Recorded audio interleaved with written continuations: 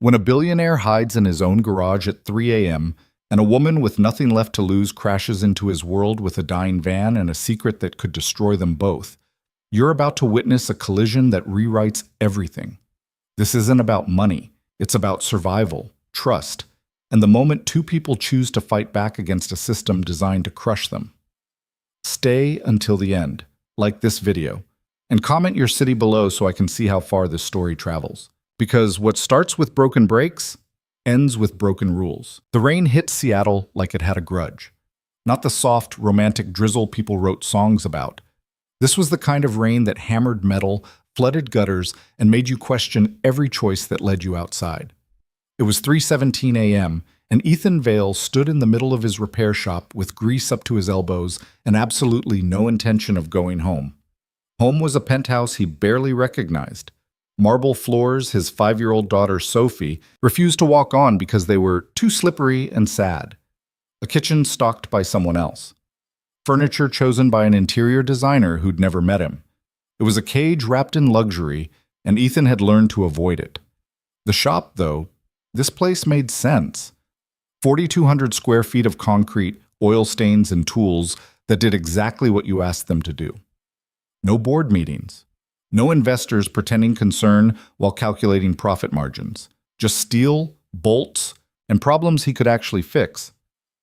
Ethan wiped his hands on a rag that had given up being cleaned 6 months ago and stepped back from the Chevy on the lift. A 2008 Silverado with a transmission that had died spectacularly on I-5. The owner was a contractor, third-generation, family business, the kind of guy who still shook hands and meant it. He'd nearly cried dropping it off. "I can't afford a new truck," he'd said, voice cracking. This was my dad's. Ethan had quoted him parts and labor. Half what any other shop would charge. The guy had still looked sick. "I'll figure out a payment plan," Ethan had told him. "Just come pick it up Friday." Now, alone under fluorescent lights that buzzed like dying insects, Ethan torqued down the last bolt on the rebuilt transmission. His back ached. His knuckles were split in 3 places. He was worth somewhere north of $4 billion, and he was bleeding into a transmission pan at 3 in the morning. His phone buzzed. He ignored it. It buzzed again. He pulled it out with 2 fingers, trying not to smear grease across the screen. A text from Diane, his executive assistant, and the only person who had permission to contact him after midnight. "Sophie asked for you at bedtime. Again." Ethan's chest tightened. He typed back with 1 thumb. "I'll make breakfast. Promise." 3 dots appeared, then vanished. No response. Diane had a gift for silence that communicated more than words. He shoved the phone back in his pocket and returned to the Silverado, but the focus was gone. Sophie's face flickered through his mind. Her wide brown eyes, same shade as her mother's, tracking him every time he walked out the door. She never asked him to stay anymore, just watched him leave. That was worse. Ethan had become a billionaire by accident, which sounded like the kind of thing people said in TED Talks to seem humble, but in his case, it was true. He developed a proprietary hydraulic system for industrial machinery at 26, something to do with pressure regulation and fluid dynamics that bored most people to tears. But it made factories 40% more efficient, and efficiency translated to billions. He'd sold the patent, kept the royalties, and watched his bank account become an abstract concept. Money solved problems. It also created them. After Sophie's mother left, walked out when their daughter was 2, couldn't handle the pressure, the schedules, the life that came with his name, Ethan had thrown himself into Vale Industries, built it into an empire, hired the best nannies, the best tutors, bought the best everything, and somehow still managed to fail the only person who mattered. So a year ago, he'd stepped back, installed a CEO he trusted, kept his board seat, and opened this shop under a name nobody connected to him, Sterling Automotive. No press releases, no grand opening, just a quiet space in Georgetown where he could work with his hands and pretend he was someone else. The funny thing was, he was better at this than running a company. He just locked the Silverado's hood when headlights cut through the rain, bright and desperate. A vehicle lurched into the parking lot, not drove, lurched like it was fighting to stay conscious. Ethan moved to the window. A delivery van. White, or it had been once. Now it was primer gray, rust-pocked, with a logo on the side so faded he couldn't read it. The thing was shuddering, engine screaming in a pitch that made his teeth ache. Brake lights flared. The van stopped 6 inches from his garage door. Smoke poured from under the hood. The driver's door opened. A woman dropped out into the rain like she'd been shoved. She hit the pavement hard, caught herself on the door, and stood up slowly. Ethan could see her through the downpour, lean build, hair plastered to her skull, wearing a jacket 2 sizes too big and jeans with holes that weren't fashion statements. She looked at the van, then at the shop, then back at the van. And Ethan saw it in her posture, the set of her shoulders. This wasn't surprise. This was inevitability, like she'd been waiting for this specific disaster and now it had finally arrived. She walked toward the door. Ethan met her there, pulling it open before she could knock. Rain blew in sideways, soaking the floor. Up close, she was maybe 30, with sharp features and eyes that didn't ask for anything, just assessed. "You open?" she said. Her voice was hoarse, like she'd been shouting, or crying, or both. "No," Ethan said. "Your lights are on. I'm working on something." "So am I." She nodded toward the van. "That." Ethan glanced past her. Smoke was still rising, thinner now, but steady. "You drove it here like that?" "Didn't have a choice. You could have called a tow." "With what money?" It wasn't defensive, just factual. Ethan recognized the tone, someone who'd done the math, knew the answer, and had stopped being embarrassed about it. "What happened?" he asked. "I don't know. It just started dying."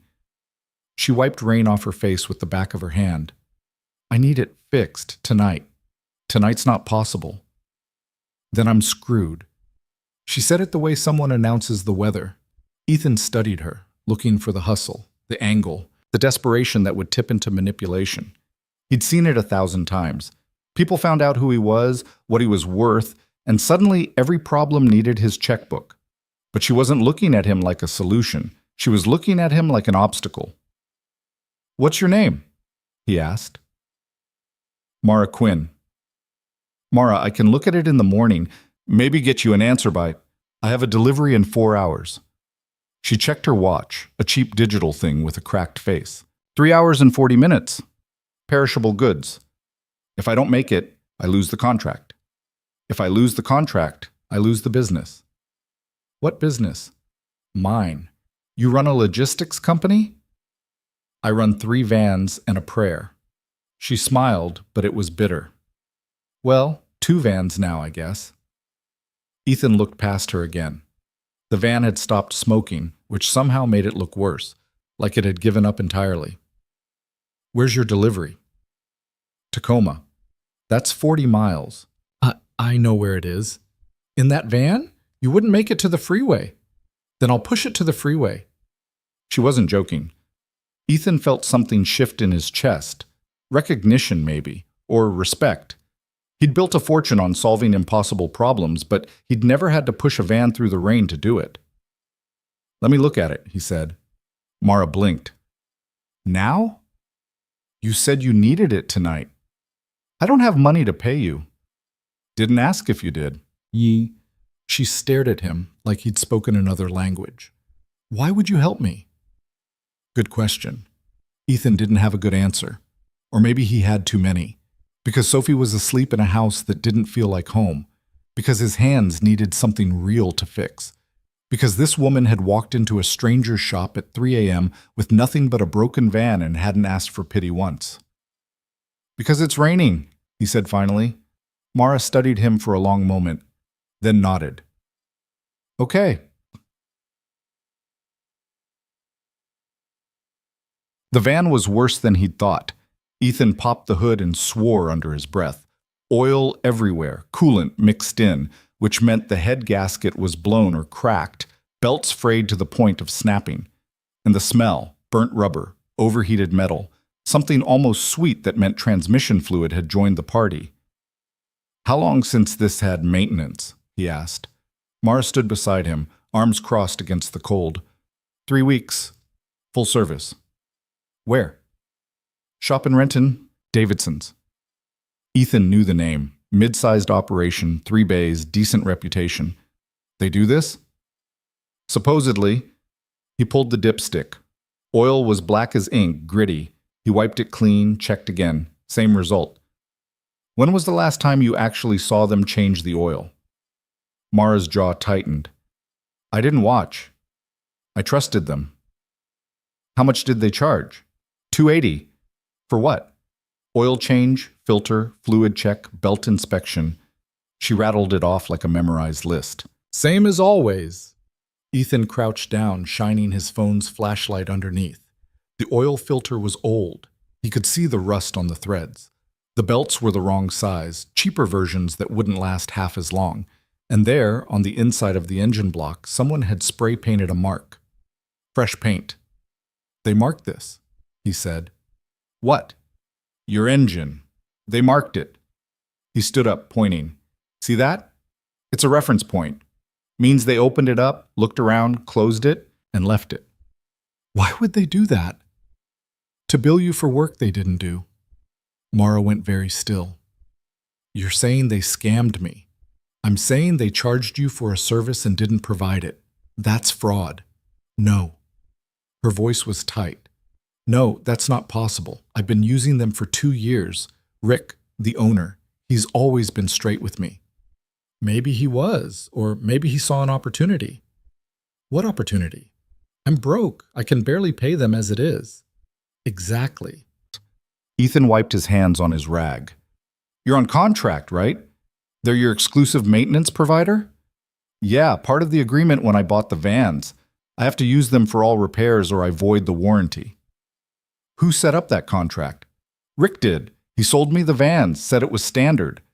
Ethan felt anger rising, not at her, at the system. It's not standard. It's a trap. They lock you in, do substandard work, charge premium prices, and when your vans break down, you're stuck coming back to them. Mara's face had gone pale. So what you're saying is, they've been sabotaging me. Not sabotaging, neglecting, which is worse because it's legal. Technically, he closed the hood carefully, like it might shatter. This van didn't break down because you drove it hard.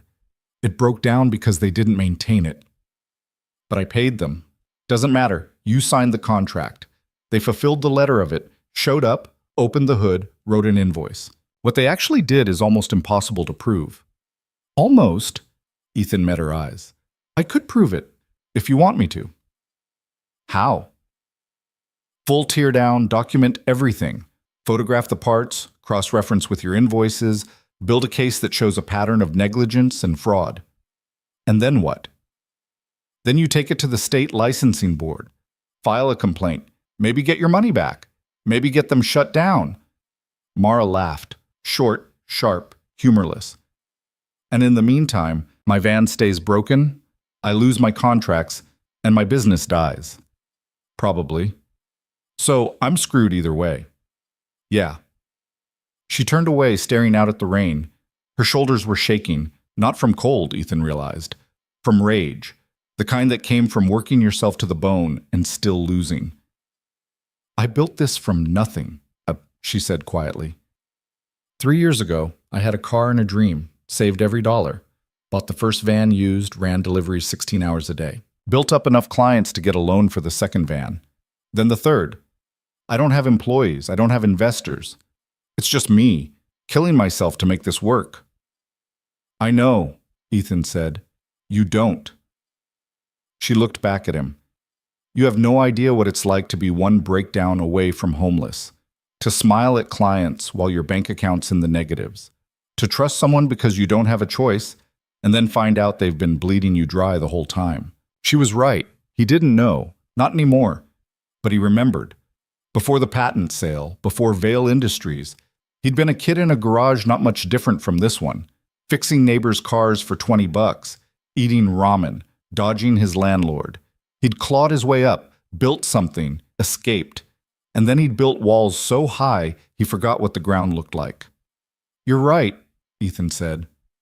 I don't know what you're going through, but I know engines, and I know predators. And what they did to you, it's not just illegal, it's wrong. Wrong doesn't pay my bills. No, but this might. He pulled out his phone, opened the calculator. If I strip this van down tonight, document everything, and we file a formal complaint with evidence, there's a chance, small but real, that Davidson's gets investigated. If they do, and if we're lucky, the state could force them to refund your maintenance costs. That's what, $6,000 over 2 years? $6,800.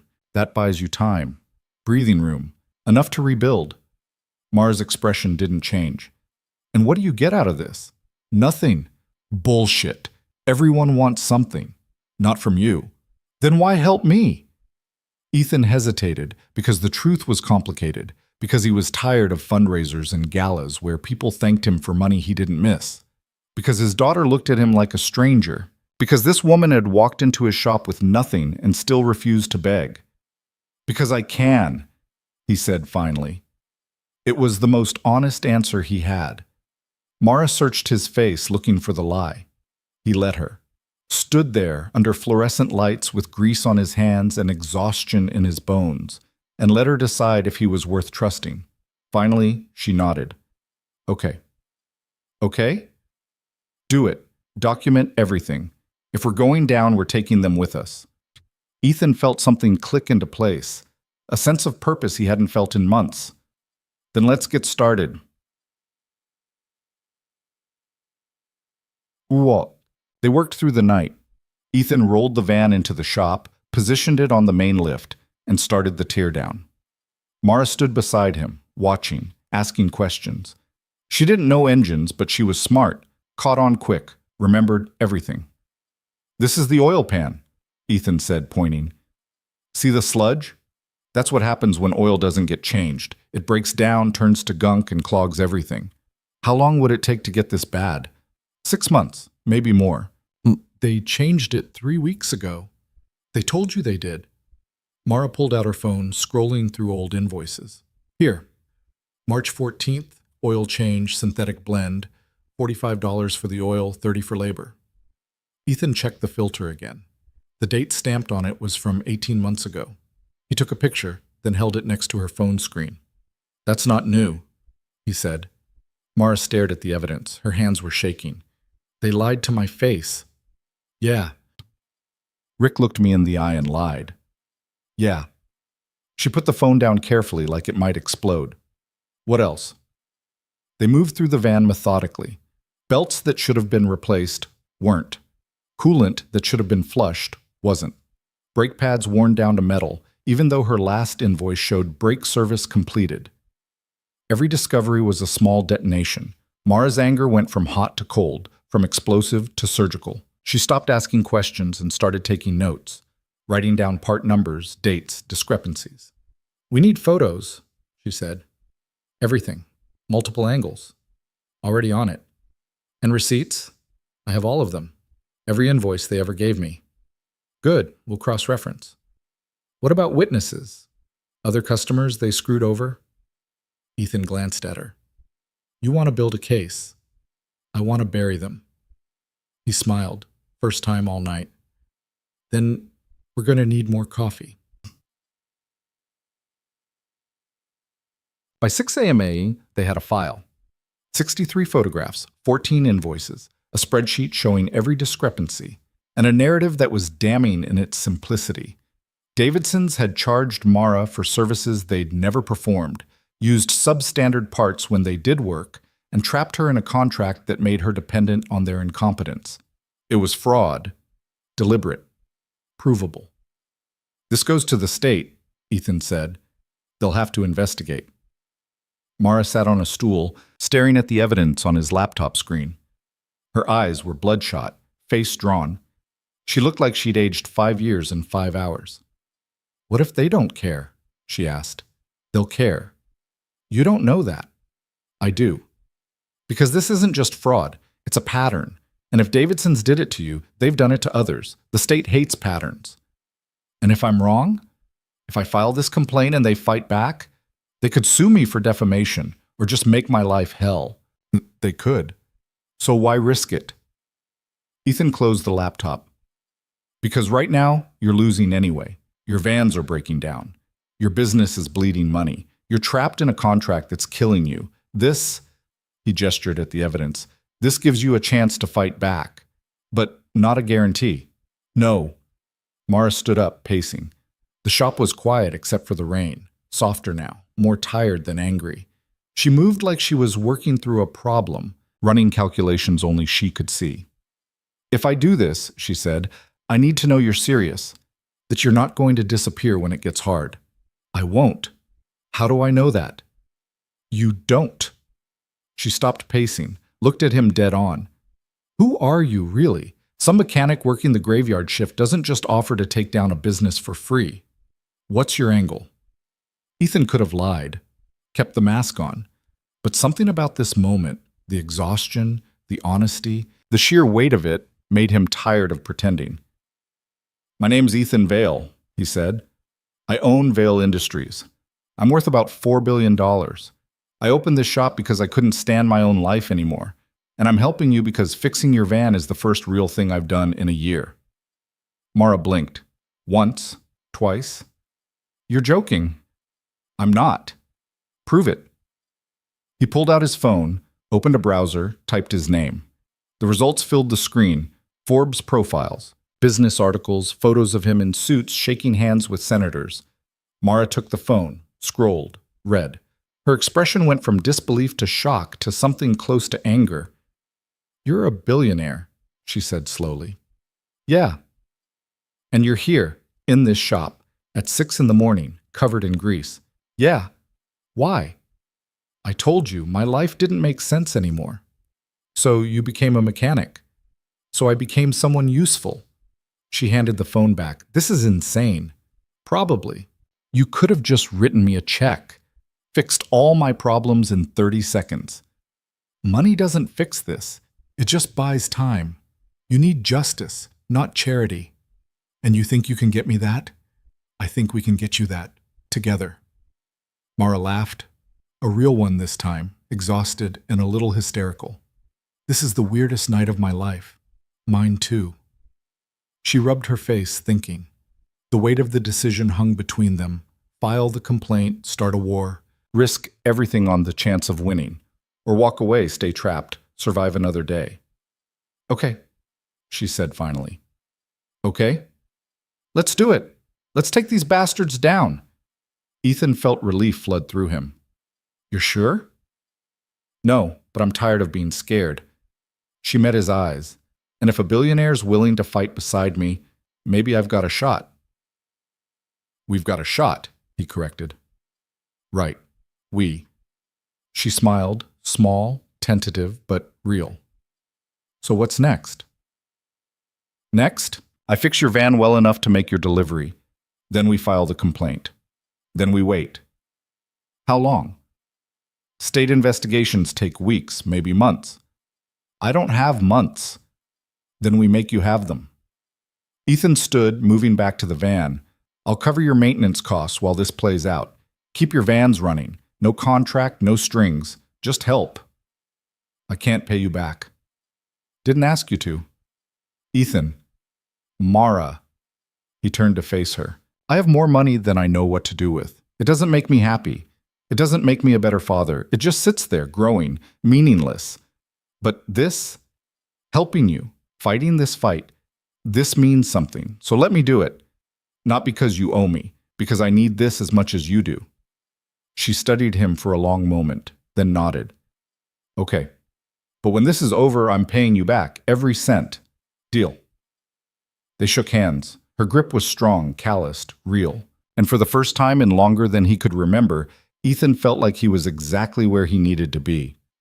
By 8 a.m., the van was running. Not well. Ethan had patched it together with spit, prayers, and parts from his own inventory. But it would make the delivery. Mara stood in the driver's seat, engine idling, rough but steady. This'll get me to Tacoma? Should. Drive gentle. No sudden stops. And call me if anything sounds wrong. What sounds right anymore? Fair point. She started to pull away, then stopped, leaned out the window.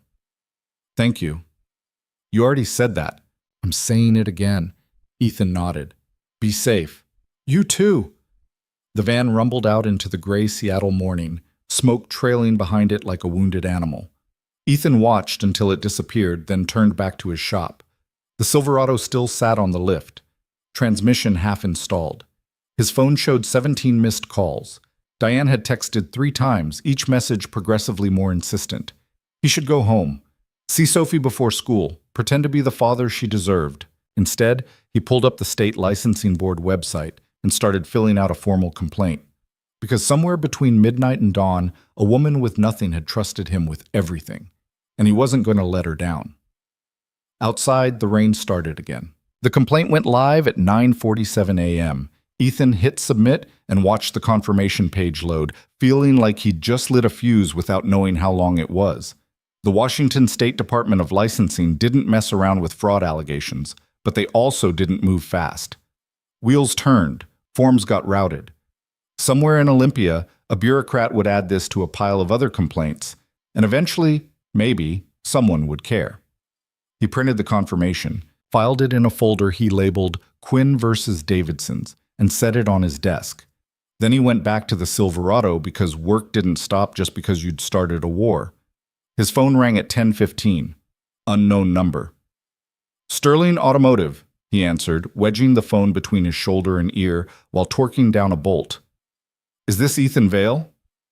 A woman's voice, clipped, professional. He froze. Nobody called this shop asking for Ethan Vale. That was the whole point. Who's asking? My name is Patricia Denning. I'm an investigator with the Department of Licensing. I'm calling regarding a complaint filed this morning against Davidson's Automotive in Renton. That was fast, too fast. Yeah, I filed it, Ethan said carefully. The complaint lists you as a witness and technical consultant. Is that accurate? It is. And you're also the owner of Sterling Automotive? Yes, but not the plaintiff. That's Amara Quinn. Correct. There was a pause. Paper rustling. Mr. Vale, are you aware that filing a fraudulent complaint is itself a criminal offense? Ethan's grip tightened on the wrench. I'm aware. That's why everything in that complaint is documented and true. We'll determine that. I'd like to schedule an interview, you and Ms. Quinn, as soon as possible. When? Tomorrow, 10 a.m., our office in Olympia. That's 3 hours away. I'm aware. Can you make it or not? Ethan thought about his calendar, meetings he could cancel, calls he could postpone. None of it mattered compared to this. We'll be there, he said. Good. Bring all original documentation. Invoices, photographs, parts if you still have them. And Mr. Vale, don't discuss this case with anyone at Davidson's. If they contact you, refer them to our office. Understood. She hung up without a goodbye. Ethan set the phone down slowly. His hands were shaking, not from fear, from adrenaline. This was real. They were taking it seriously, which meant Davidson's was about to find out they'd been reported, and people didn't like being reported. He texted Mara. State called. Interview tomorrow, 10 a.m. Olympia. They're moving fast. Her response came 30 seconds later. Fast good or fast bad? Don't know yet. Made your delivery? Barely. Van died 2 blocks from the warehouse. Had to get it towed. Currently sitting at a coffee shop trying not to scream. Where's the van now? Impound lot. $200 to get it out. Ethan didn't hesitate. Send me the address. I'll handle it. You don't have to. Send it.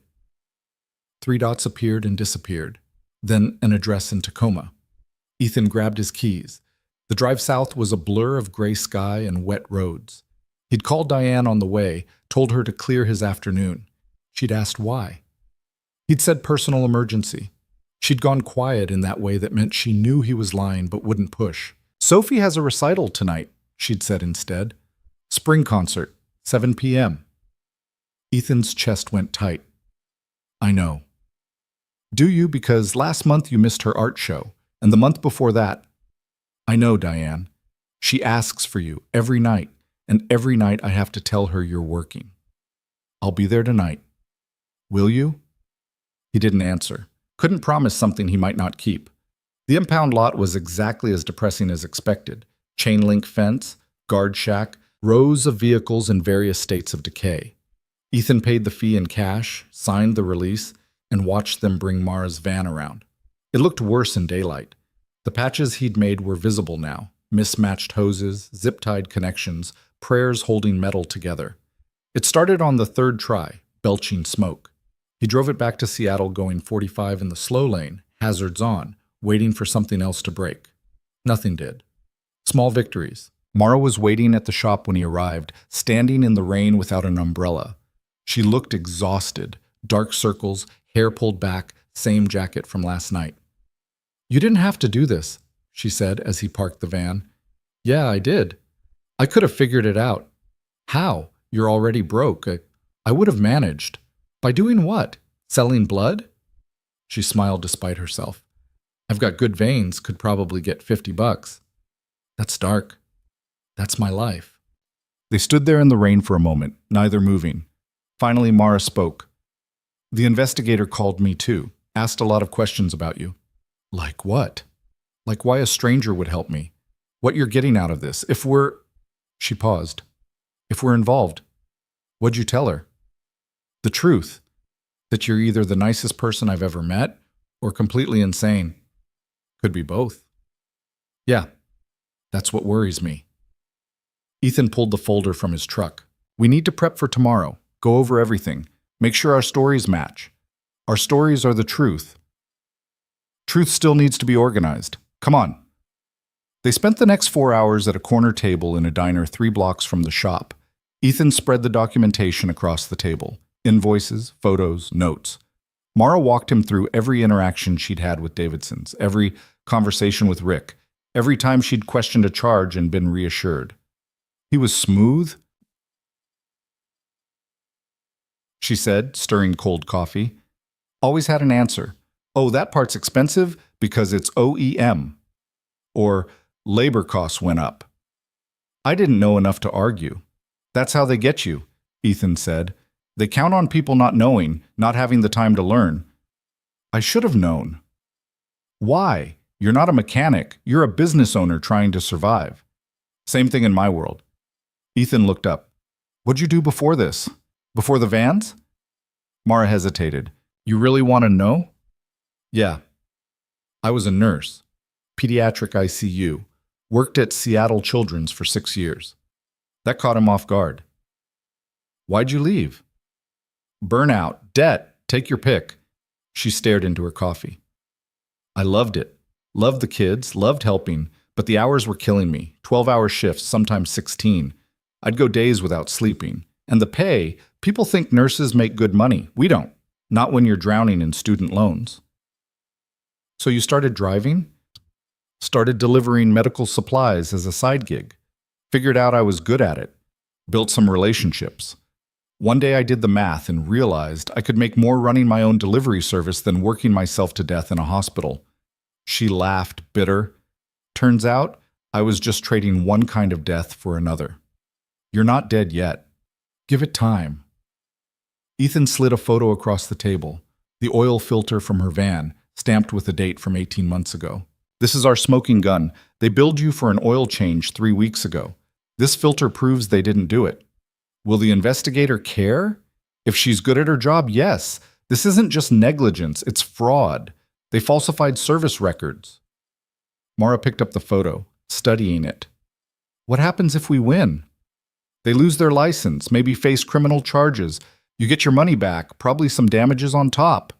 And if we lose, we're out time and effort. They walk free, and you're still trapped in that contract. So basically, I'm screwed either way. Unless we win." "You keep saying we, because it is we. I'm in this with you." She met his eyes. "Why? You still haven't really answered that." Ethan leaned back, thinking. "How did you explain that helping someone else was the first time you'd felt useful in months? That watching your kid grow up through nanny reports and text updates made you feel like a ghost in your own life? That money had solved every problem except the one that mattered?" "I have a daughter," he said finally. "Sophie. She's 5. Her mom left when she was 2. Just walked out one day and never came back." Mara's expression softened. "I'm sorry." "Don't be. She was miserable. The marriage was a mistake. We both knew it." He traced a finger along the edge of the table. "But Sophie, she didn't ask for any of this. Didn't ask for a father who's never home. Who hires people to raise her because he's too busy building empires he doesn't even care about? You care about your company. I care about what it was supposed to be, a way to make things better, solve problems. But somewhere along the way, it just became about making money. And I'm good at that. Too good. So I keep doing it, and the money keeps piling up, and Sophie keeps growing up without me. So you opened a repair shop. So I ran away. He looked at her. And then you showed up with a van that was dying and a problem I could actually fix. And for the first time in forever, I felt like I was doing something that mattered. Mara was quiet for a long moment. That's a lot of pressure to put on a broken van. I know. And on me. I'm not asking you to fix my life, Mara. I'm just asking you to let me help fix yours. She studied him, searching for something. You're a weird guy, Ethan Vale. Yeah, I get that a lot. But you're not bullshitting me. I can tell. No, I'm not. She nodded slowly. Okay then. Let's go to Olympia tomorrow and burn Davidson's to the ground. That's the spirit. They worked until the diner closed at 9, organizing documents, rehearsing answers, building a timeline that was airtight. By the time they finished, Ethan's eyes were burning and his back ached from hunching over the table. Mara gathered her papers, stuffing them into a backpack that had seen better days. I should get going. Early start tomorrow. Where are you staying? My van, usually parked behind a gym in Fremont. They don't tow if you're gone by 6. Ethan stared at her. You're living in your van. It's temporary. How temporary? 4 months. Jesus. It's fine. I've got a sleeping bag. Planet Fitness membership for showers. It works. Mara, don't. Her voice went hard. Don't look at me like that. I'm not a charity case. I made choices. This is where they led. I'm handling it. I wasn't going to... Yes, you were. Everyone does. That pity look, like I'm some tragic story. She slung the backpack over her shoulder. I don't need pity. I need my vans fixed and Davidson's in prison. That's it. Ethan held up his hands. Okay, no pity, but I've got a guest room you're not using. Clean bed, hot shower, no strings. I can't. Why not? Because I don't take handouts. It's not a handout. It's logistics. We've got to leave for Olympia at 6:30 tomorrow morning. If you're in Fremont, I've got to pick you up, which adds an hour. If you're at my place, we save time. She narrowed her eyes. That's a very convenient argument. It's also true. Mara chewed her lip, thinking, pride warring with practicality. Finally, she sighed. One night. And I'm gone first thing after the meeting. Deal. They drove separately, Mara in her dying van, Ethan in his truck, both heading north toward Queen Anne. His penthouse was in a building that looked like it had been designed by someone who'd never experienced joy. All glass and steel, brutalist and cold. The doorman nodded at Ethan. Evening, Mr. Vale? Hey, Marcus, she's with me. Mara followed him into the lobby, looking around like she'd stepped onto another planet. Marble floors, abstract art that probably cost more than her entire business. A fountain in the center that served no purpose except to prove someone had money to waste on unnecessary water features. You live here? She asked. Unfortunately. The elevator was glass-walled. They rode up in silence, watching Seattle shrink below them. 42 floors. The city spread out like a circuit board, lights flickering in the rain. How do you sleep up here, Mom? Mara asked. Knowing you're this far from the ground? I don't. Sleep, I mean. Not well. The elevator opened directly into his penthouse. Mara stepped out and stopped. The space was massive. 4,000 square feet of open floor plan, floor-to-ceiling windows, furniture that looked expensive because it was. And everywhere, toys. A dollhouse in the corner, coloring books on the coffee table, a pink backpack by the door. Sophie? Mara asked. Yeah. She's asleep. Ethan checked his watch. 9:47. He'd missed the recital. Again. Mara walked through the space slowly, taking it in. This doesn't look like you. It's not. Interior designer did it. I just write the checks. Where's the kid? Her room, down that hall. And you're in? Other side. We're basically neighbors who share a kitchen. That's sad. Yeah. Mara turned to face him. Can I ask you something? Sure. Why are you like this? You've got everything: money, success, a kid who's alive and healthy, but you're miserable. Why? Ethan didn't have a good answer. Or maybe he had too many. I don't know, he said. Maybe because having everything doesn't mean you've got anything that matters. Or maybe I'm just broken. Take your pick. You're not broken. You're just lonely. The observation landed like a punch, because she was right. He was lonely. Had been for years, surrounded by people, employees, business partners, nannies, assistants, but utterly alone. Guest rooms through there, he said, pointing. Bathrooms attached, towels in the closet. Help yourself to whatever. Thanks. I mean it. Food, shower, whatever. Don't be polite. Mara smiled. I'm never polite. I noticed. She headed toward the guest room, then paused. Ethan? Yeah? Thanks. For all of this. I know I'm prickly about it, but thanks. You're welcome. She disappeared into the room. Ethan stood in his kitchen, surrounded by granite and stainless steel, and felt more at home than he had in months. Because someone else was here, someone real. He checked on Sophie before bed. She was asleep, curled around a stuffed elephant, her face peaceful in the dim glow of her nightlight. He knelt beside her bed, brushing hair from her forehead. I'm sorry, he whispered. I'll do better. I promise. She didn't stir. He kissed her forehead and left, closing the door softly behind him.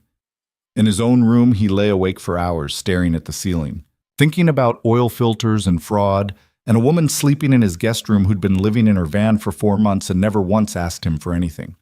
Somewhere around 2 a.m., his phone buzzed, a text from an unknown number. This is Rick Davidson. We need to talk. Ethan sat up slowly. His first instinct was to delete it. The investigator had said not to engage. But curiosity won.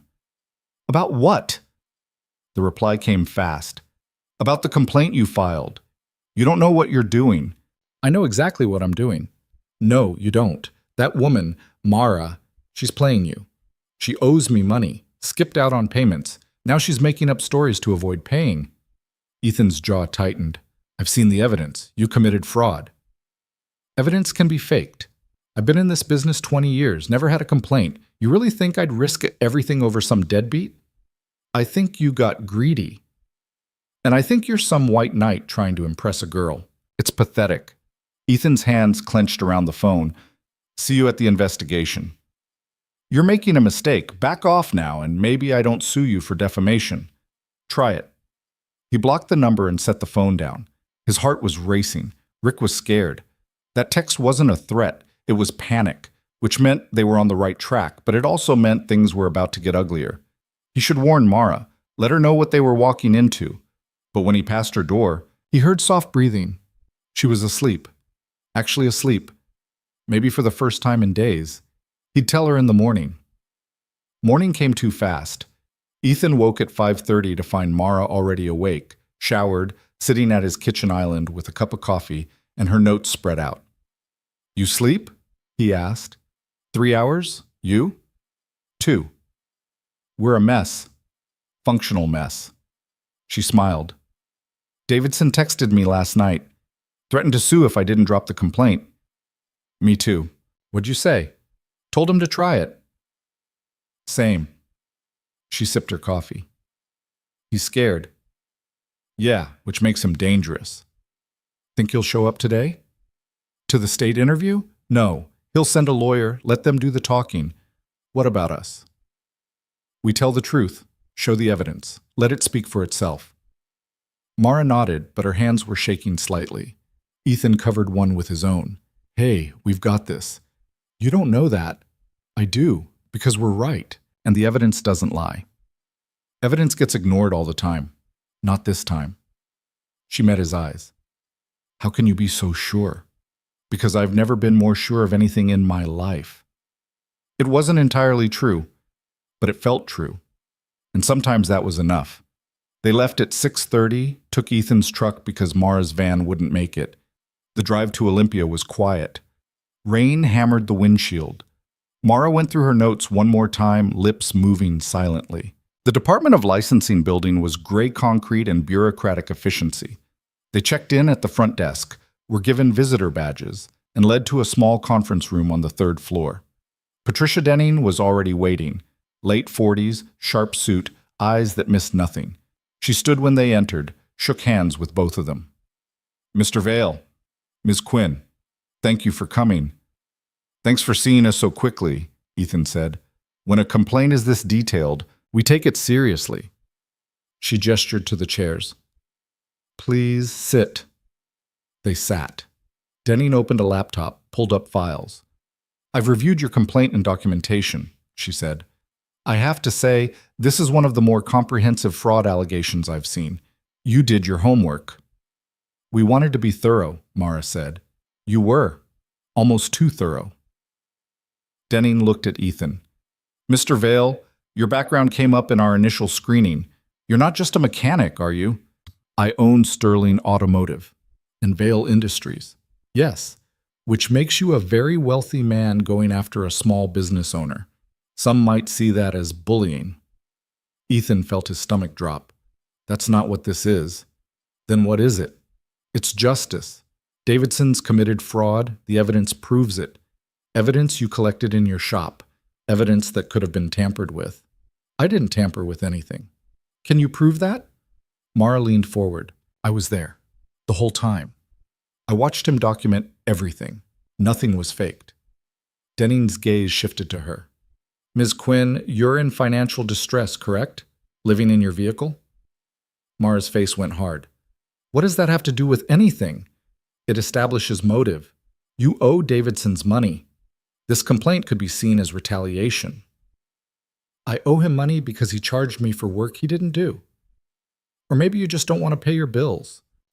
The words hung in the air like a slap. Ethan felt rage building. That's not what happened, he said, voice tight. Then walk me through it, Denning said. Every detail. Because right now, I've got a he said, she said situation, and Davidson's lawyer has already submitted a counterclaim saying you're harassing his client. He texted us last night, Mara said. Threatened to sue if we didn't drop it. Do you have proof of that? Mara pulled out her phone, showed the messages. Denning read them, expression neutral. I'll note this, she said, but texts aren't evidence of fraud. I need hard proof. We have hard proof, Ethan said. He opened his folder, laid out the photos. This oil filter, dated 18 months ago. Mara's invoice shows an oil change 3 weeks ago. That's fraud. Denning examined the photo.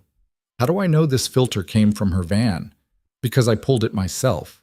In your shop, where you could have swapped it with an old one. Well, why would I do that? To win the case, to be the hero. She closed the laptop. Look, I'm not saying you're lying. I'm saying this is going to be hard to prove. Davidson's has been in business 20 years. No prior complaints. Good standing with the Better Business Bureau. You're asking me to believe they suddenly turned criminal over a few $1,000s. People get desperate, Mara said quietly. Businesses struggle. Maybe Davidson's isn't doing as well as it looks. Maybe cutting corners was the only way to stay afloat. Denning considered that. It's possible, but I'd need more. Other victims. A pattern. Then find them, Ethan said. Pull Davidson's records. Interview other clients. The pattern's there. That takes time. Months, maybe longer. We don't have months. Then you should have thought of that before filing. The meeting went on for another hour. Questions, documents, more questions. By the end, Ethan felt hollowed out. They'd presented everything perfectly. And it still might not be enough. In the parking lot, Mara sat in the passenger seat of his truck and put her head in her hands. We're going to lose, she said. We don't know that. Yes, we do. She doesn't believe us. She's being cautious. It's her job. It's over, Ethan. Davidson's wins. I'm screwed. No, we keep fighting. With what? We gave them everything. Then we find more. Other clients, build the pattern ourselves. Mara looked up, eyes red. Why are you doing this? Why do you care so much? Because he needed to. Because helping her was the only thing keeping him sane. Because somewhere in the last 48 hours, This had stopped being about a van and started being about something bigger. Because someone has to, he said. That's not an answer. It's the only one I've got. She stared at him for a long moment, then nodded. Okay, let's find more victims. They drove back to Seattle in silence, both lost in thought.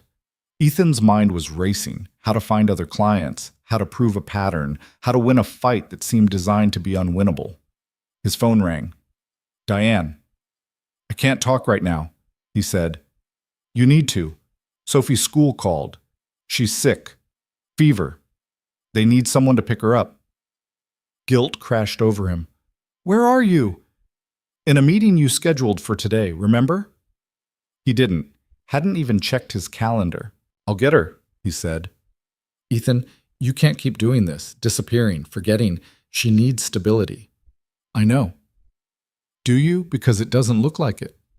He hung up, looked at Mara. I have to go, she said. Your kid needs you.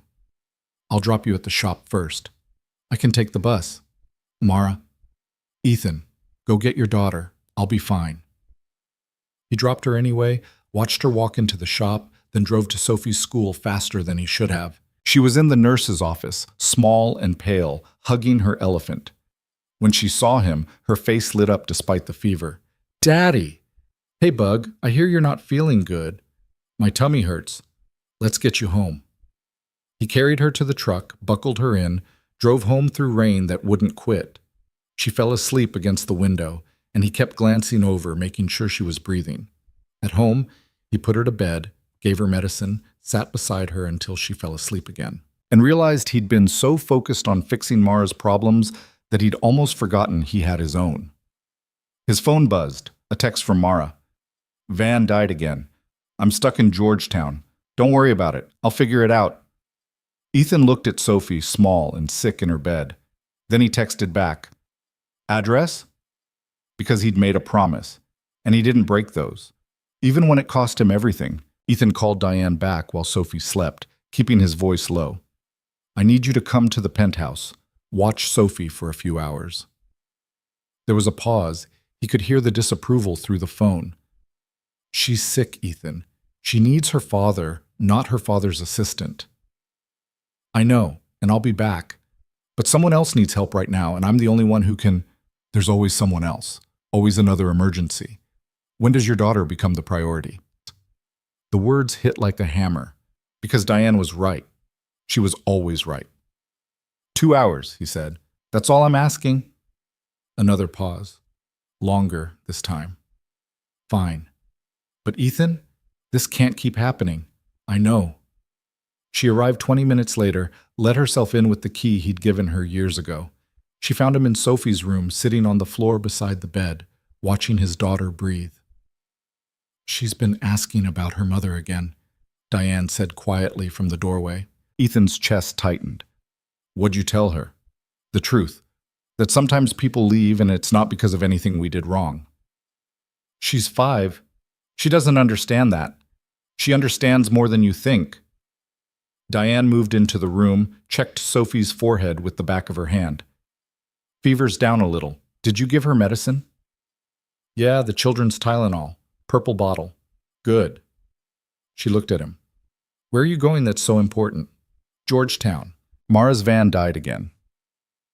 Mara, the woman from the complaint. Yeah. The one living in her van. Not anymore. I'm working on that. Diane's expression shifted to something between concern and frustration. Ethan, you can't save everyone. I'm not trying to save everyone, just her. Why? He didn't have an answer that would make sense because it felt right. Because helping Mara made him feel useful in a way running a billion-dollar company never had. Because she'd looked him in the eye and trusted him when she had every reason not to. Because someone should, he said finally. Diane shook her head. 2 hours. After that, I'm calling you every 10 minutes until you come home. Deal. He kissed Sophie's forehead one more time, grabbed his keys, and left before he could change his mind. The address Mara had sent led to a side street behind a warehouse, the kind of place that looked abandoned but probably wasn't. Her van was there, Hood up, smoke no longer rising, but the smell of burnt oil thick in the air. Mara sat on the curb beside it, head in her hands. Ethan parked and got out. You okay? She looked up. Her eyes were red, but whether from crying or exhaustion, he couldn't tell. Define okay. Not bleeding, still breathing. Then, yeah, I'm fantastic. He crouched beside the van, peered under the hood. The damage was worse this time. The patch job he'd done had failed completely. Coolant mixed with oil, gaskets blown, and something in the engine block had cracked. This wasn't fixable with zip ties and prayers. It's done, he said. I know. I mean really done. Even if I rebuild it, the frame's compromised. It'll just keep breaking. So what do I do? You need a new van. Mara laughed, sharp and bitter. Sure.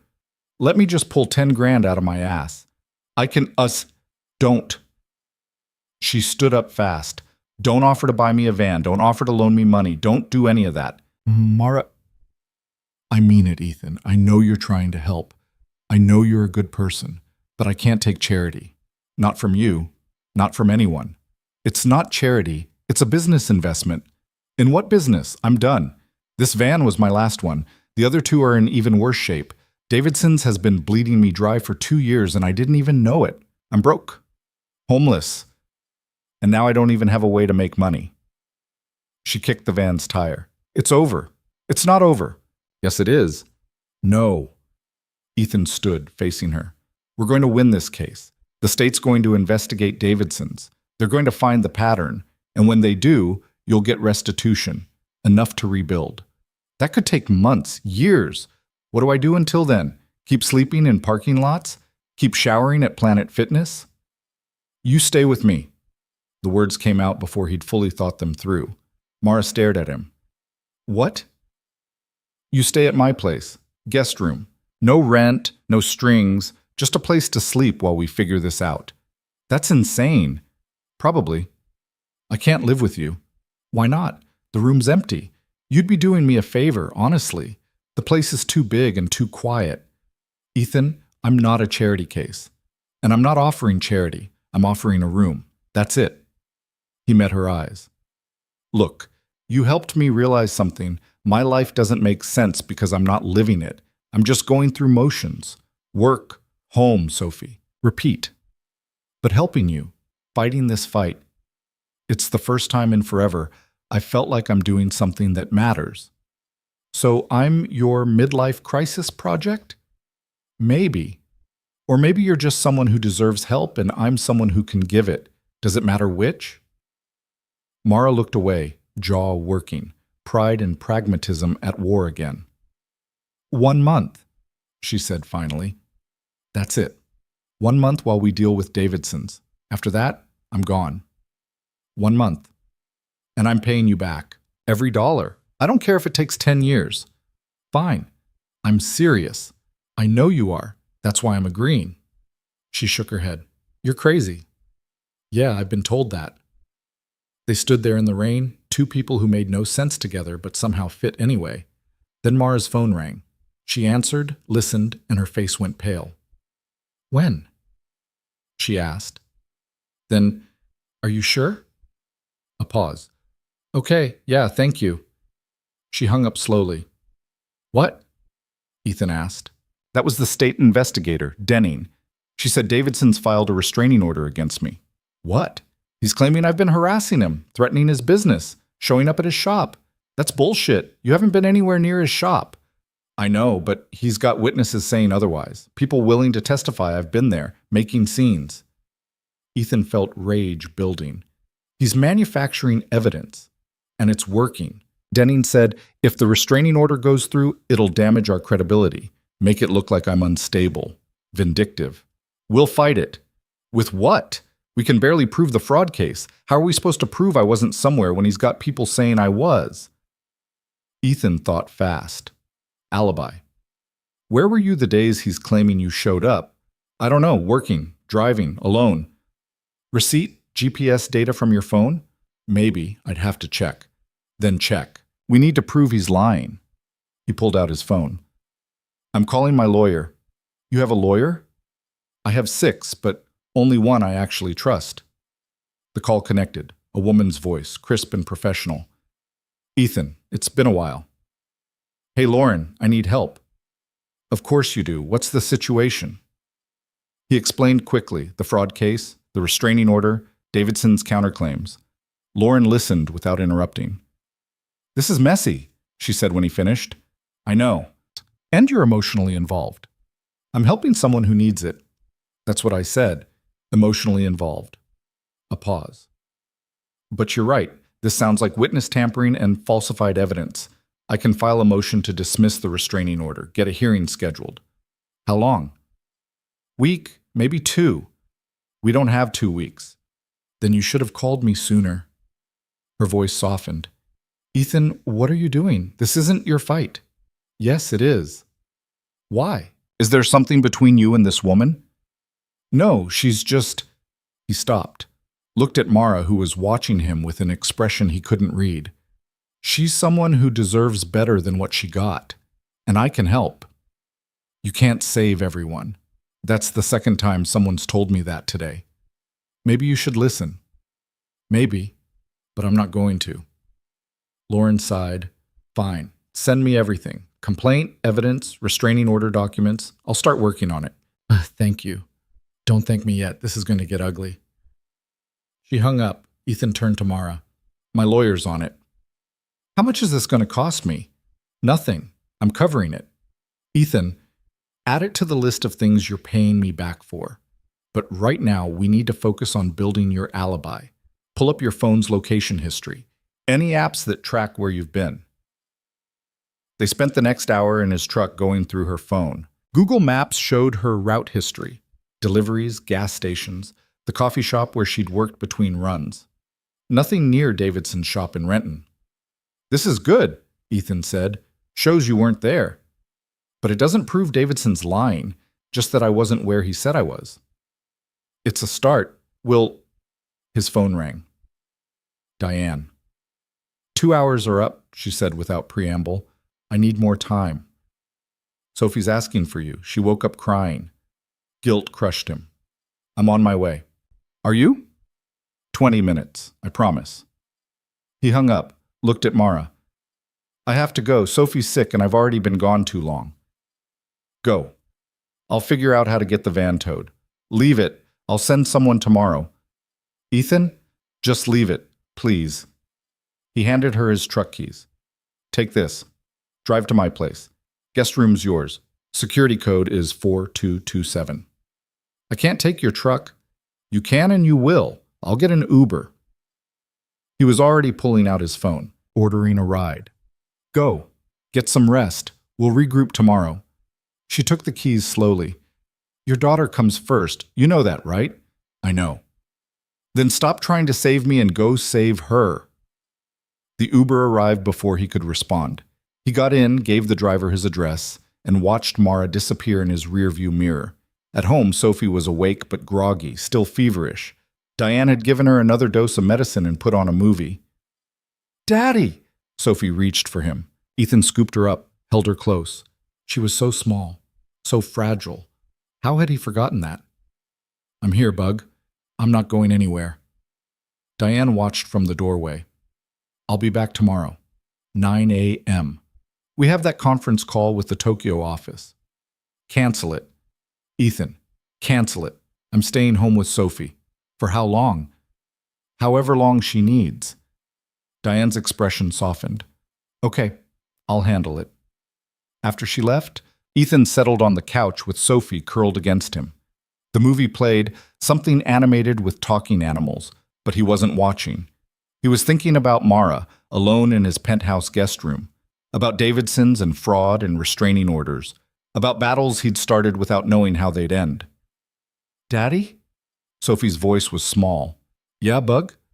Are you going to leave again? The question gutted him. No, I'm right here. You always say that, and then you leave. She wasn't accusing, just stating fact, which somehow made it worse. I know, he said quietly, and I'm sorry. I've been making mistakes, bad ones, but I'm going to do better. Promise? He wanted to. Wanted to promise he'd never leave, never miss another recital or art show or bedtime. But he'd made promises before and broken them. I promised to try, he said. Really, really hard. Is that okay? Sophie thought about it, then nodded. Okay. She fell asleep in his arms 20 minutes later. He carried her to bed, tucked her in, and stood there watching her breathe, marveling at how something so small could matter so much. His phone buzzed, a text from Mara. Made it to your place. This is insane.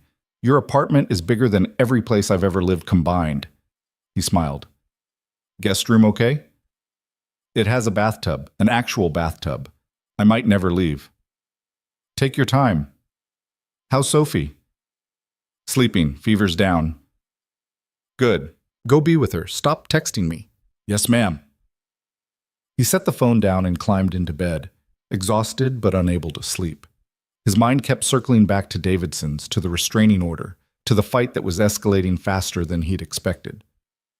At 2 a.m., he gave up and went to his home office, pulled up everything they had on Davidson's, started digging deeper. The shop had been open 23 years. Rick Davidson had inherited it from his father. On paper, everything looked clean. No complaints with the Better Business Bureau, good reviews online, a few negative ones, but nothing unusual. But when Ethan started looking at business records, public filings, tax documents, cracks appeared. Davidson's revenue had dropped 40% over the last 5 years. They'd taken out loans, refinanced twice. The building they operated from was mortgaged to the hilt. They were struggling, badly. Which explained the fraud. When businesses got desperate, ethics became negotiable. Cut corners here, overcharge there.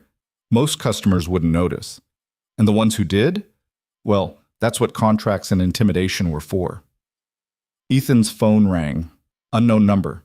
He almost didn't answer. Hello? Mr. Vale, this is Rick Davidson. Ethan sat up straight. How'd you get this number? Not important. We need to talk.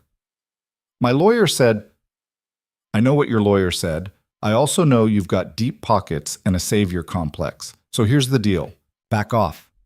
Drop the complaint. Pay Mara's debts to me, and we all walk away clean.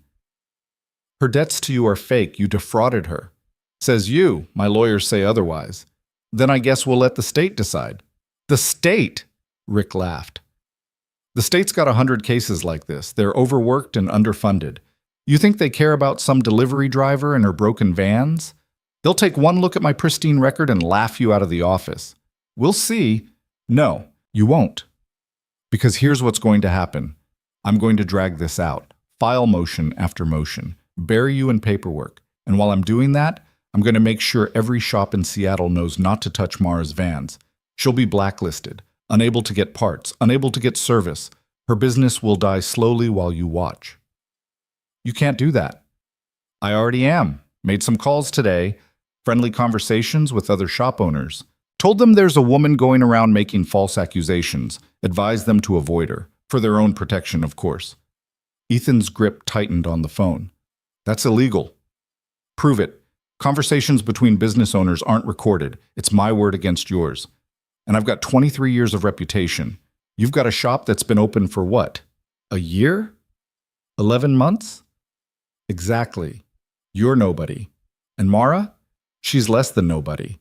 So here's my final offer. 50 grand. Covers her alleged debts, plus compensation for the stress this has caused me. You write the check, she signs a release, and we're done. No. Think carefully. 50 grand is nothing to you, but for her it's everything. You could end this right now. Be her hero. Isn't that what you want? Ethan wanted to reach through the phone and choke him, but Rick was right about one thing. 50 grand was nothing. Pocket change. He could write the check, make this go away, let Mara rebuild without the weight of this fight. But it wouldn't be justice. It would be a payoff. And guys like Rick would keep doing this to other people. Other Maras who didn't have a billionaire willing to fight for them. The answer's no, Ethan said. See you in court. He hung up. His hands were shaking. The next morning, Sophie was better, fever gone, color back in her cheeks. She ate breakfast, actual breakfast, not just crackers, and wanted to watch cartoons. Ethan stayed with her, called Diane, told her to clear his schedule for the week. She didn't argue, just said she'd handle it. At noon, Mara emerged from the guest room looking like she'd actually slept. Her hair was damp, face clean. She'd borrowed one of his old t-shirts and it hung on her like a dress. "Morning," she said. "Afternoon," he corrected. "Right, sorry. I slept hard." She noticed Sophie on the couch. "Hey, you must be Sophie." Sophie looked up, studied Mara with the serious expression kids get when they're deciding if someone's safe. "You're pretty," Sophie said finally. Mara smiled. "Thanks. You too." "Are you Daddy's friend?" "I think so, yeah." "Good. He needs more friends." Ethan felt his chest tighten, out of the mouths of children. Mara came into the kitchen, keeping her voice low. "Davidson called you last night, didn't he? I heard your phone ring. How'd you know it was him?" "Because mine rang too, about 20 minutes before yours. Offered me 20 grand to drop the complaint and disappear." "What'd you say?" "I told him to go to hell." She poured coffee. "Then he said if I didn't take the deal, he'd make sure I never worked in Seattle again. That he'd blacklist me with every shop, every parts supplier, everyone. He told me the same thing." "You think he can do it?" "Probably. Business owners talk. Reputation matters. If he spreads the right rumors, you'll be toxic. So we're screwed. Or we go nuclear." Mara looked at him. "What does that mean?" "It means we stop playing defense. We find every other person Davidson's has screwed over. Build a class action. Turn this from one complaint into a pattern so big the state can't ignore it." "How do we find them?" "Reviews, online complaints. We look for anyone who's mentioned Davidson's negatively. Reach out, ask questions, build the case ourselves. That could take weeks. Then we work fast." Ms. Sophie appeared in the kitchen doorway, holding her stuffed elephant. "Daddy, can Mara stay for lunch?" "If she wants to." "I make good grilled cheese, like," Sophie said seriously. Mara smiled. "Then I'm definitely staying." They spent the afternoon together, an odd little trio that shouldn't have worked, but somehow did. Sophie showed Mara her toys, her drawings, her collection of rocks from the park. Mara listened like each rock was precious, and Ethan watched them, feeling something shift in his chest, his daughter laughing with someone who wasn't paid to be there, someone real. That evening, after Sophie was in bed, Ethan and Mara sat in his living room with laptops and coffee, searching through online reviews of Davidson's. "Here's one," Mara said. "Guy named Carlos Martinez, posted 6 months ago. Says they charged him $800 for a timing belt replacement that never happened. Send him a message, explain what we're doing, see if he'll talk." They found 12 more. Some were vague complaints. Others were specific, overcharges, shoddy work, parts that failed too soon. Each one a potential witness. Ethan drafted a template message explaining the state investigation, asking if they'd be willing to share their experience. Sent it to everyone. "What if nobody responds?" Mara asked. "Then we keep looking. And if we run out of places to look, we won't." She studied him. "You're really in this, aren't you? Like, all the way in?" "Yeah." "Why?" "I already told you." "No. You gave me the PR answer. The I want to help answer. I want the real one." Ethan set his laptop aside, looked at her directly. "You want the truth? I'm in this because for the first time in 5 years, I feel like I'm doing something that matters. Building my company mattered once. Making money mattered. But somewhere along the way, it stopped. It became automatic. I'd show up, make decisions, watch the stock price climb, and feel nothing, just empty." He paused. "Then you walked into my shop at 3 a.m. with a van that was dying and you didn't beg, didn't ask for handouts, just stated facts and asked for help. And something about that, about you, woke me up. Made me remember what it felt like to fix something real." Mara was quiet for a long moment. "That's a lot of pressure to put on one person," she said finally. "I know. And if it's too much, tell me. I'll back off." "No, I'm not asking you to back off. I'm just..." She shook her head. I'm not used to people actually showing up. Everyone in my life has bailed when things got hard. My ex, my family, even friends I thought I could count on. So when you keep showing up, keep fighting, it's hard to believe it's real. It's real. Is it? Or are you going to wake up one day and realize this was a mistake? That I'm not worth the trouble? You're worth it. You don't know that. You barely know me. I know enough. She met his eyes, and for a moment something passed between them. Not attraction, or not just that. Understanding, maybe. Recognition. Two people who'd been lost finding each other in the wreckage. Then Mara's phone buzzed. She checked it, and her face went pale. What? Ethan asked. Email from Denning, the investigator. She read it, hands starting to shake. She's closing the case. What? Says based on the restraining order and lack of additional evidence, she's recommending no further action. Davidson's is cleared. Ethan grabbed his phone, found the same email, read it twice to make sure he wasn't misunderstanding. They'd lost, before the fight had even really started. No, he said. No, she can't just... She did. Mara set her phone down carefully. It's over. We can appeal, file a new complaint, go higher up the chain. To who? With what evidence? Ethan, we showed them everything, and it wasn't enough. Davidson's won. I'm done. You're not done. Yes, I am. She stood up. Thank you for trying, really, but I need to go. Go where? I don't know, anywhere but here. Mara, it's almost midnight. I'll figure it out, I always do. She headed toward the guest room. Ethan followed. Don't do this, don't run. I'm not running. I'm accepting reality. She started gathering her things, the few she had. This was stupid, thinking we could win, thinking I deserved justice. People like me don't get justice. We just survive. That's not true. Yes, it is. You live in a different world, Ethan. A world where money solves problems and lawyers fight your battles and things work out because you can afford to make them work out. But my world is broken vans and parking lot showers and guys like Davidson who know they can screw me over because I can't fight back. And I was an idiot to think you could change that. The words hit like punches, because part of him knew she was right. He did live in a different world, one where 50 grand was nothing and 6 lawyers were a phone call away. But that didn't mean he was going to quit. Fine, he said. You're right. I live in a different world. But you know what that means? It means I have resources, connections, money, and I can use all of it to keep fighting, even if you're done. Why would you do that? Because it's the right thing to do. Nobody does the right thing just because it's right. I do. She stared at him, searching for the lie, the angle, the moment when he'd reveal this was all some elaborate game. She wouldn't find it, because it wasn't there. You're insane, she said finally. Probably. And you're going to lose. Maybe. And you're okay with that? No. But I'm less okay with letting Davidson win. Mara sat down on the bed, sudden and heavy, like her legs had given out. She put her face in her hands. I can't do this anymore, she said, voice muffled.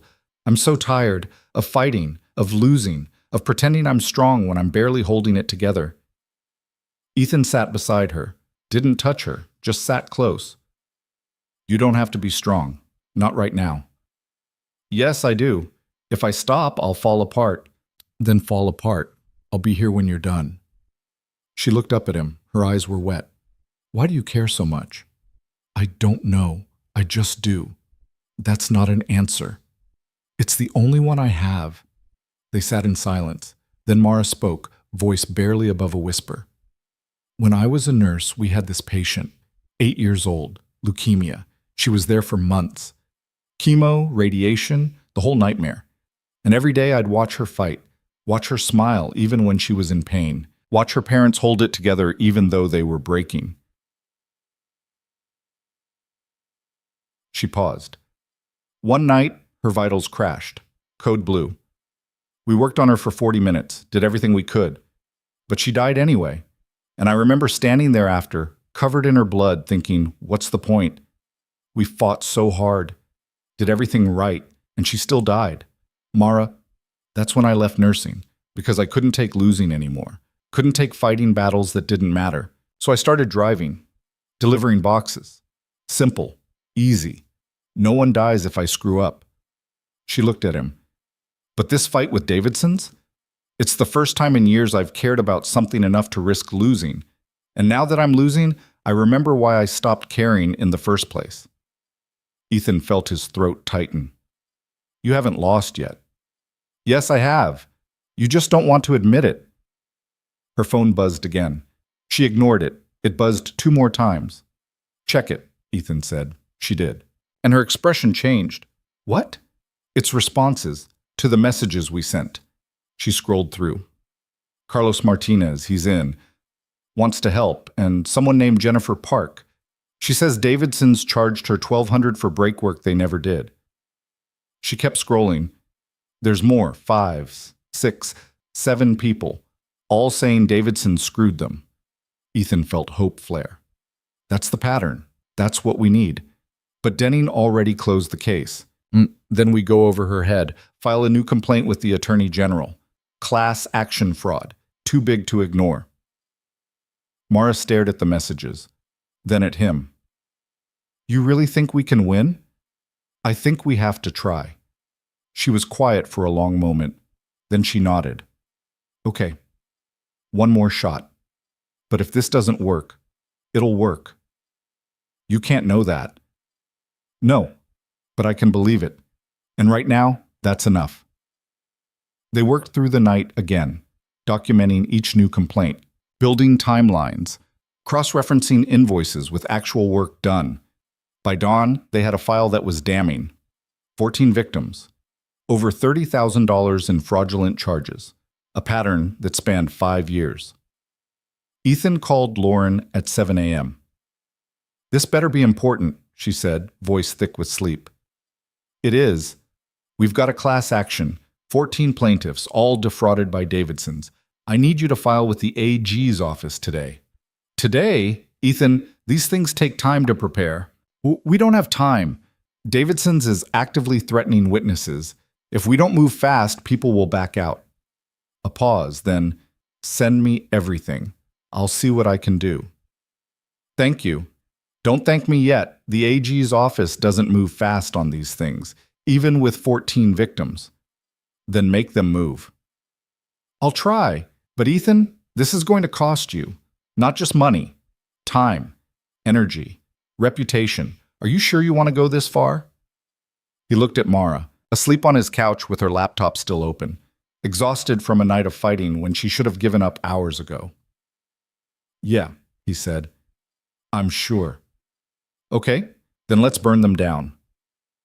She hung up. Ethan set the phone down and checked on Sophie, still asleep, still safe.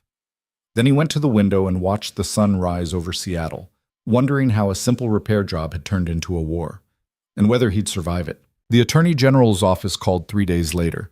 Ethan was making Sophie pancakes when his phone rang. She was at the kitchen table coloring, finally back to herself after the fever. Mara was there too, sitting across from Sophie, helping her pick colors for what appeared to be a very ambitious rainbow. This is Ethan Vale, he answered, spatula in hand. Mr. Vale, this is Assistant Attorney General Rachel Kwan. I'm calling regarding the complaint filed by your attorney against Davidson's Automotive. Ethan's pulse quickened. He mouthed a G's office to Mara. Her head snapped up. Yes, thank you for calling. I've reviewed the documentation. 14 complainants is significant. The pattern of fraudulent billing is concerning. I'd like to move forward with a formal investigation. Relief flooded through him. That's great, thank you. Don't thank me yet. This is going to be a process. We'll need statements from all 14 victims. Full documentation of every transaction. And Mr. Vale? Davidson's has retained counsel, a firm out of Bellevue. They're aggressive. We can handle aggressive. Can you? Because they've already filed a countersuit. Defamation, harassment, tortious interference with business relations. They're asking for $2 million in damages. The number hung in the air like a threat. Let them ask, Ethan said. They're also requesting your financial records, claiming you're using your wealth to bully a small business owner. That's ridiculous. Maybe, but it plays well, billionaire versus local shop owner. The optics aren't great. The facts are great. That's what matters. Quan was quiet for a moment. I like your optimism, but this is going to get ugly. Are you prepared for that? Yes. And Ms. Quinn? Is she prepared because she's the primary plaintiff? Her face will be on this. Her name, her past. Everything will be scrutinized. Ethan looked at Mara. She was watching him, trying to read his expression. She's ready, he said. Good. Then let's proceed. I'll need all 14 complainants in my office next week for recorded statements. Can you make that happen? We'll make it happen. And Mr. Vale, one more thing. If at any point you want to settle this quietly, now's the time. Once we go public with an AG investigation, there's no walking it back. No, we're not settling. Even if it costs you millions? Even then. All right, I'll be in touch. She hung up. Ethan set the phone down carefully. We're in? Mara asked. We're in. And they're suing us for $2 million. They're suing me, not you. Same thing. No, it's not. That's my problem to handle. Sophie looked up from her coloring. Daddy, your pancake is burning. Smoke was rising from the pan. Ethan swore under his breath and flipped it. The bottom was black. I like it crispy, Sophie said diplomatically. Mara stood up, took the spatula from him. Sit. I'll finish. You don't have to, sit before you burn the kitchen down. He sat, watched her work the stove with the efficiency of someone who'd cooked in worse conditions. She plated the salvageable pancakes, scraped the burnt one into the trash, started fresh. $2 million, she said quietly. That's insane. It's a scare tactic. They won't win. But they could. And if they do, you'd lose money I don't need. Mara, I'm worth $4 billion. $2 million is 0.05% of my net worth. It's a rounding error. It's not a rounding error to me. It's more money than I'll see in my entire life, which is exactly why we're doing this. So guys like Davidson can't keep bleeding people dry. She flipped a pancake. You know what's crazy? A month ago, my biggest problem was a busted radiator hose. Now I'm in the middle of a lawsuit against a guy who wants to destroy me. And I'm living in a billionaire's penthouse making pancakes for his kid. My life doesn't make sense anymore. Join the club, Ethan said. Sophie raised her hand. Can I join the club? You're the president, Mara told her. What does the president do? Eats pancakes and looks cute. You're overqualified. Sophie giggled. It was a sound Ethan hadn't heard enough of lately. The pancakes were perfect. They ate together, the three of them, like some weird approximation of a family. Afterward, Mara helped Sophie wash up while Ethan called the 14 complainants and scheduled them for statements with the AG's office. 12 said yes immediately. 1 needed convincing. The last, Carlos Martinez, asked to meet in person first. I want to look you in the eye, Carlos said. Make sure this is real before I put my name on anything official. Where and when? My shop. I run a small garage in Beacon Hill. You know where that is? I'll find it. Tomorrow, noon, and bring proof this isn't some con. What kind of proof? I don't know. Whatever proves you're legit, because if Davidson sent you to screw with me, I'll know. He hung up before Ethan could respond. Paranoid? Mara asked. She'd been listening. Smart. If I were him, I'd be paranoid too. Want me to come with? Yeah, he should meet you. You're the real deal. I'm just the guy with the checkbook. You're more than that. Am I? She met his eyes. Yeah, you are. The moment stretched between them. Then Sophie appeared, dragging her backpack. Daddy, I need to go to school. Ethan checked his watch. He'd completely lost track of time. Right, school. Let me get my keys. I can take her, Mara offered. You don't have to. I know, but you've got calls to make, and I've got nothing but time. She looked at Sophie. Want to ride with me? Sophie nodded enthusiastically. 20 minutes later, Ethan watched from the window as Mara and Sophie left in his truck. His daughter was chattering about something, animated in a way she usually wasn't, and Mara was listening like every word mattered. His phone rang. Lauren. The countersuit is official, she said without preamble. I just got served. $2 million in damages. They're claiming you're orchestrating a campaign to destroy Davidson's business.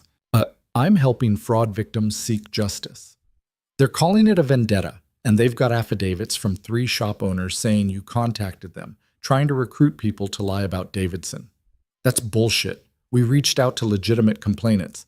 I know, but they're spinning it, making you look like the aggressor. What do? We fight it.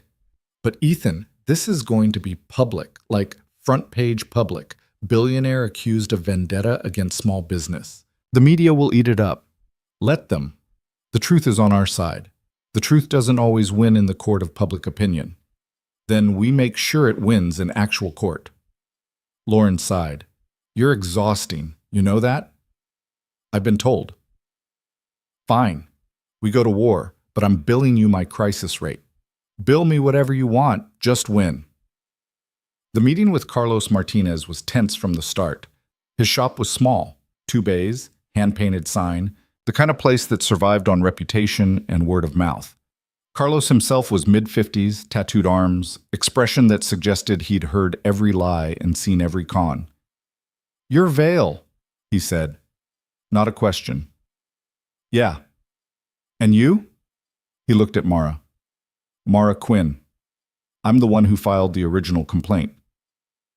Carlos studied them both. Prove you're who you say you are. Ethan pulled out his phone, showed his driver's license, a Forbes article with his picture. Carlos barely glanced at it. Anyone can fake that stuff. Show me something real. Like what? Show me you know what you're talking about. Tell me what Davidson's did to you. He pointed at Mara. She didn't hesitate. They charged me for oil changes they never did. Replaced parts with substandard versions and billed me for OEM. Kept me trapped in a contract that made me dependent on their shop. Then when I couldn't pay anymore, they sabotaged my van so it would keep breaking down. Proof? She pulled out her phone, showed him the photos Ethan had taken. The old oil filter, the wrong-sized belts, the invoices that didn't match the work. Carlos examined each one carefully, then nodded. Yeah, they did the same to me. Different scam, same result. He gestured them inside. Come on, I'll show you. His office was cramped, papers stacked everywhere. He dug through a filing cabinet and pulled out a folder. 2 years ago, my truck needed transmission work. Davidson's quoted me $3,800, said they'd rebuild it, good as new. I paid half up front. They kept my truck for 3 weeks. When I finally got it back, it ran like garbage, worse than before. Did you confront them? Ethan asked. Of course. Rick said I must have driven it wrong, voided the warranty, refused to refund my deposit. He showed them the invoice. $1,900 gone, and my truck still doesn't shift right. Why didn't you report them? Carlos laughed bitterly. To who? I'm an independent mechanic. No lawyer. No money for a lawsuit. Guys like Davidson count on that. They know we can't fight back. But you can now, Mara said. With us. Maybe. Or maybe this is all smoke. Rich guy playing hero until he gets bored. He looked at Ethan. Why should I believe you'll see this through? Because I've already spent $60,000 on lawyers. Because I've been threatened, sued, and accused of fraud. And I'm not stopping until Davidson's loses everything. That's not an answer. That's just stubbornness. Then what do you want me to say? Tell me why you care. Really care. Not the PR version. Ethan glanced at Mara. She nodded slightly. I have a 5-year-old daughter, he said. Her mom left when she was 2. Since then, I've thrown myself into work, built a company worth billions, and convinced myself that providing for her was the same as being there for her. But it's not, and I've been failing her. He paused. Then Mara showed up with a van that was dying and a problem I could actually solve. And for the first time in years, I felt useful. Not rich, not powerful, just useful. And I'm not letting that go. Carlos studied him for a long moment. Then he closed the folder. Okay, I'm in. But if you bail, I'm coming after you. I don't care how rich you are. Fair enough. They shook hands. Walking back to the truck, Mara was quiet. You okay? Ethan asked. Yeah, just thinking. About? About how many people Davidson's has hurt. Carlos isn't the only one running a small shop barely staying afloat. How many others are out there who got screwed and never said anything? Probably a lot. And we're only going after the ones we can prove. The rest just lose. We can't save everyone, Mara. I know, but we should try. That night, Ethan couldn't sleep. He kept running through scenarios. What if they lost? What if the AG dropped the case? What if Davidson's countersuit actually succeeded? At 2 a.m., he gave up and went to the kitchen. Found Mara already there, sitting in the dark with a cup of tea. Can't sleep either? He asked. I haven't slept well in 4 years, not since I left nursing. He poured himself water, sat across from her. You ever regret it? Leaving? Every day. But I couldn't stay. Watching people die, knowing you did everything right, and it still wasn't enough. It breaks you. She stared into her tea. There was this one shift. We had 3 codes in 4 hours. 2 of them we got back. The third, she was 6. Drowning accident. By the time they brought her in, she'd been without oxygen too long. But we tried anyway. Worked on her for an hour. And when we finally called it, her mother screamed. Just screamed. The sound I'll never forget. I'm sorry. I went home that night and realized I couldn't do it anymore. Couldn't be the person telling parents their kid was gone. Couldn't hold it together when everything inside me was falling apart. So I quit. And I've been running ever since. You're not running now. Aren't I? This whole thing with Davidson's, part of me wonders if I'm just fighting because it's easier than dealing with the real stuff. What real stuff? The fact that I'm 30 years old, living in someone else's guest room, with a business that's dead and a life that went nowhere.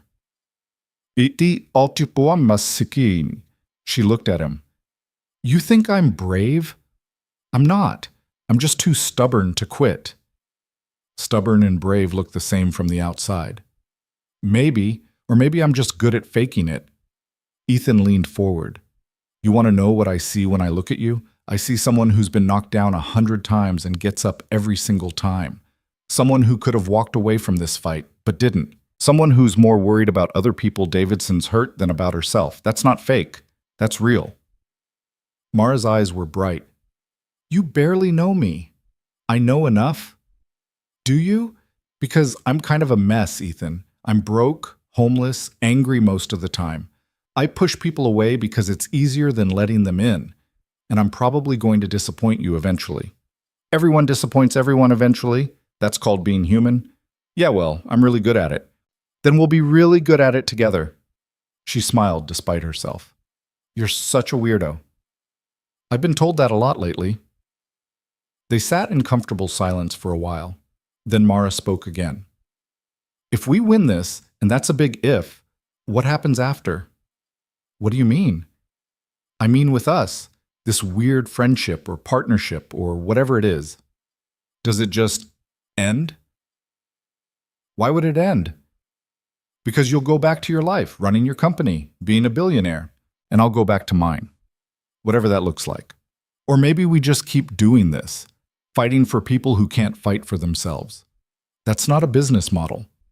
Who says it needs to be? Maybe it's just what we do. Mara considered that. You'd really do that? Give up your company to chase fraud cases? I haven't given up my company. I've just stopped letting it define me.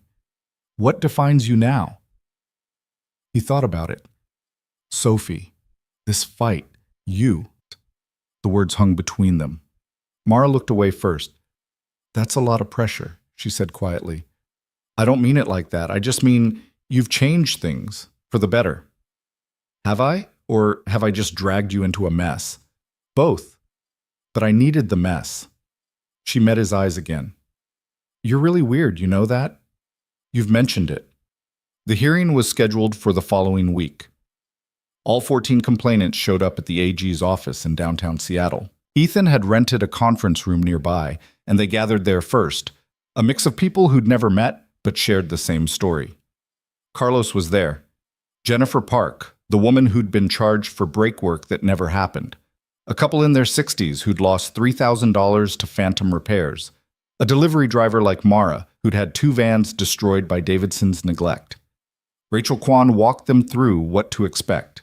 The questions, the pressure, the fact that Davidson's lawyers would try to discredit them. They'll say you're lying for money, she explained, that you're part of a coordinated effort led by Mr. Vale here. They'll dig into your backgrounds, looking for anything they can use. What if they find something? One woman asked nervously. Then we deal with it. Honesty is your best defense. If you made mistakes in the past, own them, but be clear about what Davidson's did to you. And if we mess up, Jennifer asked, then we correct it. This isn't a trial yet. It's just statements, information gathering, but it matters. So tell the truth. All of it. One by one, they went into recorded sessions. Ethan waited outside with Mara, watching people emerge looking drained. This is harder than I thought, Mara said. What is? Watching people relive getting screwed over, seeing how much it still hurts. They're doing it because of you, because you went first. That doesn't make me feel better. It makes me feel responsible. You are responsible for giving them a chance to fight back. When Mara's turn came, Ethan waited in the hall, pacing. She was in there for 90 minutes. When she emerged, her eyes were red, but her expression was steel. How'd it go? He asked. I told them everything, the fraud, the threats, the fact that I've been living in my van. They recorded all of it. Good. Is it? Because now it's permanent, on record. My life is officially a disaster in government files. Your life is officially evidence of a crime. There's a difference. That night, news broke. A local station picked up the story. Attorney General investigating prominent Renton auto shop for fraud. 14 victims. Millions in potential damages. And buried in the third paragraph, Ethan's name. His phone started ringing immediately. Media requests. Interview offers. By morning, it had exploded. The Seattle Times ran a front-page story. Billionaire's crusade against auto shop raises questions. The angle was exactly what Lauren had warned about. Rich guy bullying small business. Davidson's lawyer gave an interview painting Rick as the victim. A hardworking shop owner being targeted by a wealthy elite with a savior complex. Mr. Vale has never run an auto shop, the lawyer said on camera. He has no understanding of the industry, yet he's decided to destroy a family business that served this community for 23 years. Why? Because he's bored. Because he can. Ethan watched the interview with Mara. His hands clenched into fists.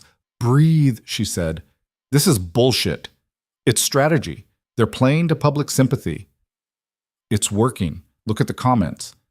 He showed her his phone. Social media was lighting up.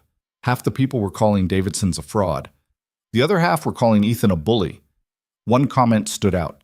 Rich people are so out of touch. This guy probably spends more on coffee than Davidson's makes in a year, and he wants to destroy them over what, a few $1,000s? Pathetic. Turn it off, Mara said. They don't know what happened. They don't know what he did to you, to all of those people. No, they don't. And they won't unless we change the narrative. How? She thought for a moment. We tell our story, the real one, not through lawyers or press releases, directly. You mean like an interview? I mean like a video. Us. Explaining what happened, showing the evidence, making it impossible to ignore. Davidson's will sue. Let them. We're already being sued. What's one more? Ethan considered it. It was risky, but staying silent while Davidson's controlled the narrative was riskier. Okay, let's do it. They filmed it that night in Ethan's shop. No professional crew, just Mara's phone on a tripod. Ethan started, explaining how they'd met. Then Mara took over, walking through the fraud, showing the evidence, the photos, the invoices, the testimony from 14 people. This isn't about money, she said to the camera. It's about justice, about making sure people like Rick Davidson can't keep hurting people who can't fight back. And if that makes me a liar or Ethan a bully, so be it. We know the truth, and we're not backing down. They posted it to YouTube at midnight. By morning, it had 50,000 views. By afternoon, 200,000. The comments shifted. Holy shit, this is real. I took my car to Davidson's last year. Now I'm wondering if they screwed me too. That billionaire seems legit, like he actually cares. But not everyone was convinced. Some still saw Ethan as the villain. And then the threats started, emails telling him to back off, messages warning that accidents happen. One particular message stood out, sent from a burner account. "Your kid goes to Lakeside School, right? Cute uniform." Ethan's blood turned to ice. He forwarded it to the police immediately. They opened an investigation but said there wasn't much they could do without more concrete threats. "We'll increase patrols near the school," the officer said, "and I'd recommend private security for your daughter." That night, Ethan hired 2 bodyguards, one for Sophie at school, one for the penthouse. Mara found him sitting in the dark, staring at his phone. "What happened?" she asked. He showed her the message. Her face went pale. "They're threatening Sophie? They're threatening the idea of Sophie, trying to scare me. Is it working?" "Yeah."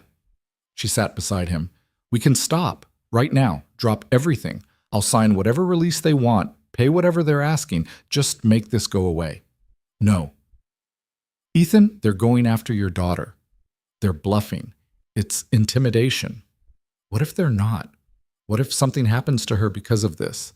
Then I'll never forgive myself. But I also won't let them win by threatening my kid. Because that sets a precedent that you can break the law, hurt people, and get away with it by scaring the good guys into silence. The good guys die in real life, Ethan. Sometimes, but not today. 2 days later, Mara's van, the one still sitting abandoned in Georgetown, was torched. The fire department called at 4 a.m. By the time Ethan and Mara arrived, it was a blackened shell. The fire investigators said it was arson. Accelerant poured through the interior, lit from the outside. "Any cameras?" Ethan asked. "We're checking, but this area is pretty isolated." Mara stood staring at the wreckage. Her last van, the final piece of her business. Gone. "I'm sorry," Ethan said. "Don't be. It was already dead." She turned to him. "But this proves we're right. They wouldn't be doing this if they weren't scared. Or they're doing it because they're dangerous. Same thing." The next morning, Rachel Kwan called. "We've made a decision," she said. "Based on the evidence and statements, we're filing formal charges against Davidson's Automotive and Richard Davidson personally, 15 counts of fraud, 3 counts of witness intimidation. This is happening." Ethan felt relief crash over him. "When?" "Arraignment is Monday. It'll be public. Media will be everywhere. Are you ready?" "We're ready." Monday came fast. The courthouse steps were packed. Reporters, cameras, people holding signs both supporting and condemning them. Ethan held Sophie's hand on one side. Mara stood on the other.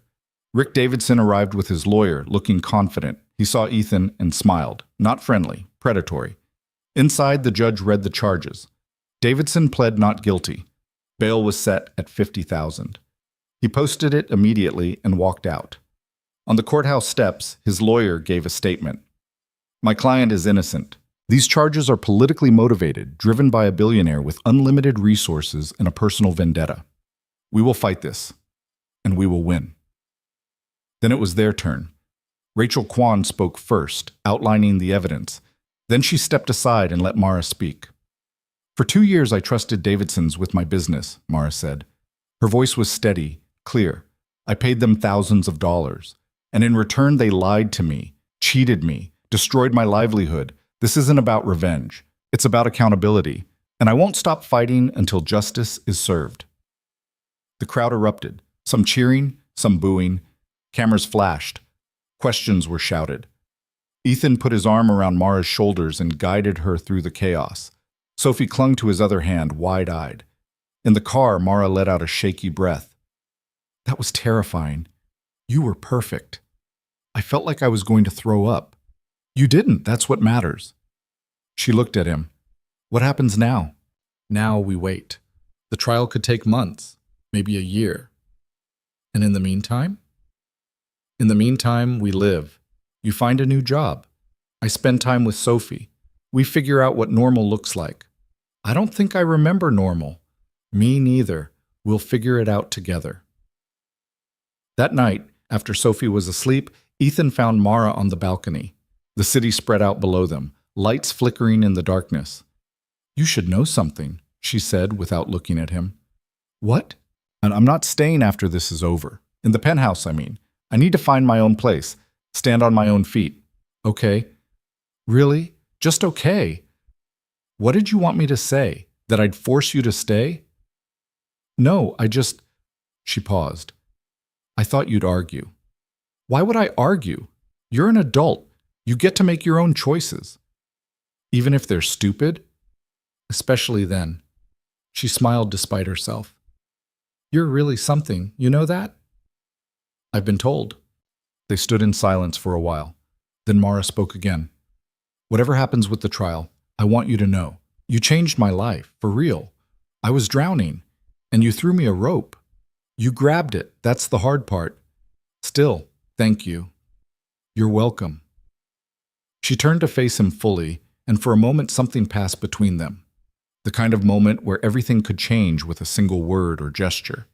But neither of them moved, because some things were too fragile to rush, and some fights were worth taking slow. The trial started on a Tuesday morning in March, 6 months after Mara's van had first limped into Ethan's shop. The courtroom was packed, media in the back rows, the 14 complainants scattered throughout, and Rick Davidson sitting at the defense table looking like a man who'd never doubted he'd walk out free. Ethan sat behind the prosecution with Mara on one side and an empty seat on the other where Sophie's nanny would bring her during lunch recess. He'd promised his daughter she could see the courtroom, see what her dad had been fighting for all these months. Rachel Kwan stood to give her opening statement. She was calm, methodical, laying out the case like she was building a house. Foundation first, then walls, then roof. Each count of fraud, each victim, each piece of evidence that showed a pattern spanning 5 years. This isn't complicated, she told the jury. Mr. Davidson ran a business built on trust. People brought him their vehicles, their livelihoods, and trusted him to do the work he charged them for. He violated that trust, systematically, deliberately, for profit. The evidence will show 15 separate instances where Mr. Davidson billed customers for services he never performed, used substandard parts while charging premium prices, and trapped victims in contracts that made them dependent on his continued fraud. Davidson's lawyer stood next. Marcus Chen, mid-40s, expensive suit, the kind of confidence that came from winning cases that should have been lost. The prosecution wants you to believe my client is a criminal, Chen said. But what they're really showing you is a small business owner trying to survive in an impossible economy. Yes, mistakes were made. Parts sometimes fail. Work occasionally needs to be redone. That's not fraud. That's the reality of running an auto shop. And when one customer, Ms. Quinn, couldn't pay her bills, she found a billionaire willing to fund a vendetta. That's what this case is really about. Revenge dressed up as justice. Mara's jaw tightened beside Ethan. He put his hand over hers under the table. He's lying, she whispered. I know. The jury will too. The first witness was Jennifer Park, the woman who'd been charged $1,200 for brake work that was never done. She was nervous, hands shaking as she took the stand, but her story was clear. I brought my car in because the brakes were squeaking, she said. Mr. Davidson told me the pads were worn down to nothing, said it was dangerous to drive, quoted me $1,200 for parts and labor. And did you authorize that work? Kwan asked. Yes. I needed my car for work. I couldn't risk it. What happened next? I picked it up 3 days later, paid in full, drove it home. The brakes still squeaked. Did you bring it back? I called. Mr. Davidson said new brakes need time to break in, that the noise would stop after a few hundred miles. Did it? No, it got worse. So I took it to another shop. They looked at it and told me the brake pads weren't new. They were the original ones. Someone had just cleaned them and put everything back together. Chen cross-examined, trying to suggest she was mistaken, that maybe the second shop was lying to get her business, but Jennifer held firm. I know what I was told, she said, and I know what I paid for. Mr. Davidson lied to me. The testimony went on for 3 days, each victim telling the same story with different details. Carlos Martinez and his transmission. A couple named the Johnsons who'd lost $3,000 on engine work that was never completed. A delivery driver who'd had 2 vans destroyed by neglect disguised as maintenance. And then it was Mara's turn. She walked to the stand wearing clothes Ethan had bought her, not because she'd asked, but because she'd mentioned needing something appropriate for court, and he'd quietly had Diane handle it. A simple gray suit that made her look professional without trying too hard. Juan walked her through the timeline. how she'd bought 3 vans from Davidson, how he'd set up the exclusive maintenance contract, how over 2 years she'd paid nearly $7,000 for services that were either incomplete or never performed. "Did you trust Mr. Davidson?" Kwan asked. "Yes, completely. He sold me the vans, set up financing, seemed like he wanted to help me succeed." "When did that change?" "When my vans started breaking down, one after another, and every time I brought them in, the problems got worse instead of better." "Did you question him?" "Of course, but he always had an explanation. The parts were worn out. I was driving too hard. I needed to upgrade to premium service, and I believed him because I didn't know any better." Chen's cross-examination was brutal. He questioned her financial history, her eviction notices, the fact that she'd been living in her van. "Isn't it true, Ms. Quinn, that you were desperate? That you needed money and saw an opportunity when Mr. Vale showed interest in your case?" "No." "No? You didn't need money." "I needed money. I still need money. But that's not why I'm here." "Then why are you here?" Mara looked directly at the jury. "Because what he did was wrong, and if I don't stand up and say something, he'll keep doing it to other people who can't fight back." Well, very noble. But isn't it convenient that your nobility comes with a billionaire's legal team? Mr. Vale didn't buy my testimony. He believed me when no one else would. There's a difference. Chen tried to shake her for another 20 minutes, but couldn't. She was steady, honest about her mistakes, but clear about Davidson's fraud. When she stepped down, Ethan caught her eye. She looked exhausted, but relieved. The prosecution's case wrapped up on day 7. Kwan presented the physical evidence. The oil filters with dates that didn't match invoices. The belts that were wrong sizes. The parts that had been marked and returned without installation. Expert witnesses testified about industry standards, what constituted proper maintenance, how the fraud had been structured to avoid detection. Then it was the defense's turn. Chen called character witnesses, customers who'd used Davidson's for years without problems, other shop owners who vouched for Rick's reputation. He brought in his own expert who argued that the evidence was circumstantial, that parts sometimes failed prematurely, that dates on filters could be manufacturing errors. And then he called Rick Davidson himself. Rick took the stand looking humble, almost hurt, like a man who couldn't understand why this was happening to him. "I've run that shop for 23 years, he said. "Took it over from my father. It's my life, my legacy. I've made mistakes, every business does, but I never intentionally defrauded anyone." "What about Ms. Quinn?" Chen asked. "Did you defraud her?" "No. I tried to help her. She was struggling financially. I cut her deals, let her pay late, even did some work at cost. And when she couldn't pay at all, she found Mr. Vale and suddenly I'm the villain. Do you feel you've been treated unfairly?" "I feel like I'm being destroyed by someone with unlimited resources who decided I made a good target." It was a performance, and it was effective. Ethan could see some jurors nodding slightly, but then Kwan cross-examined. "Mr. Davidson, you testified that you never intentionally defrauded anyone. Is that correct?" "Yes." "Then how do you explain this?" She held up a photograph. "This is an oil filter from Ms. Quinn's van. It's dated January 2024. But your invoice shows you changed her oil in March 2025. How does that happen by accident?" "Filters get mislabeled. It happens." "Once? Sure. But we have documentation of this happening with 7 different customers. 7 times, filters that were supposedly new were actually months or years old. That's not mislabeling. That's a pattern." "I can't speak to every filter in my shop." "You can't? You're the owner. You sign off on the work. Are you saying you don't know what your technicians are doing?" "I'm saying mistakes happen. 7 times? To 7 different customers? All charged for new parts that were actually old?" Kwan stepped closer.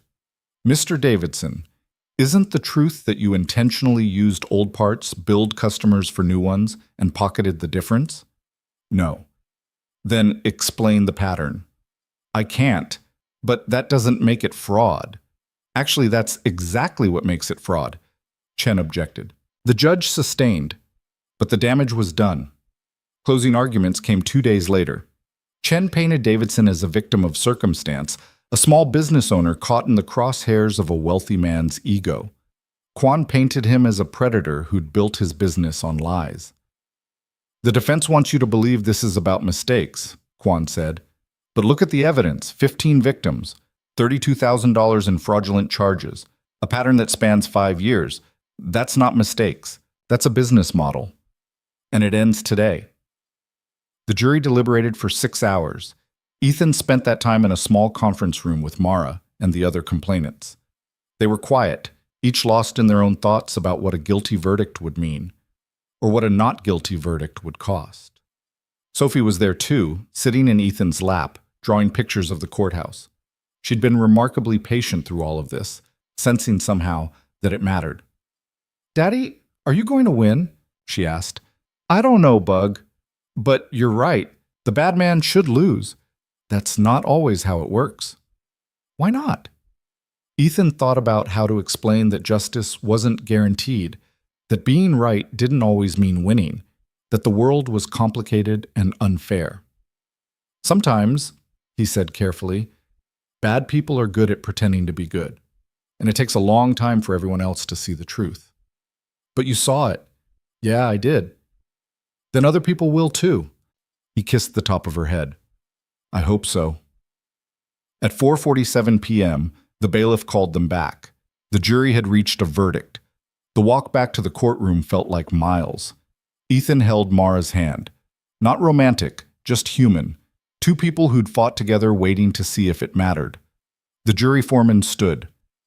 In the case of the state of Washington versus Richard Davidson and Davidson's Automotive, on the count of fraud in the first degree, we find the defendant guilty. Mara's hand tightened in Ethan's. On the count of fraud in the second degree, we find the defendant guilty. It continued. 15 counts, 15 guilty verdicts. When it was done, Rick Davidson sat motionless at the defense table. His lawyer was already talking about appeals, but Rick wasn't listening. He was staring at the jury like he couldn't understand what had just happened. The judge set sentencing for 3 weeks out and dismissed court. Outside, the media swarmed. Rachel Kwan gave a brief statement, then stepped aside for Mara. She stood at the microphone, and for a moment she didn't speak. Just looked at the cameras, at the crowd, at the proof that speaking up had mattered. 2 years ago, she said finally, I was struggling to keep my business alive. I trusted someone who promised to help, and instead, he nearly destroyed me. Today, justice was served. Not because I had money or power or connections, but because the truth mattered more than his lies. And I want every person out there who's been cheated, who's been taken advantage of, who thinks they're too small to fight back. You're not. Your voice matters. Your story matters. Don't let anyone tell you otherwise. The crowd erupted in applause. Ethan stood back, watching her own this moment. She didn't need him here. Didn't need his money or his platform or his lawyers. She'd won because she'd refused to be silent. Sentencing came 3 weeks later.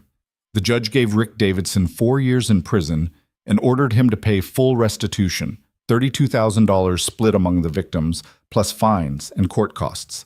Davidson's Automotive was shut down permanently. The building sold to pay debts. It wasn't everything. 4 years wouldn't undo the damage. $32,000 wouldn't replace the businesses destroyed or the trust broken. But it was something. And sometimes something was enough. After the sentencing, Ethan took Mara and Sophie to lunch at a small diner in Fremont. Nothing fancy. Just burgers and fries and the kind of normalcy they'd been missing for months. So what now?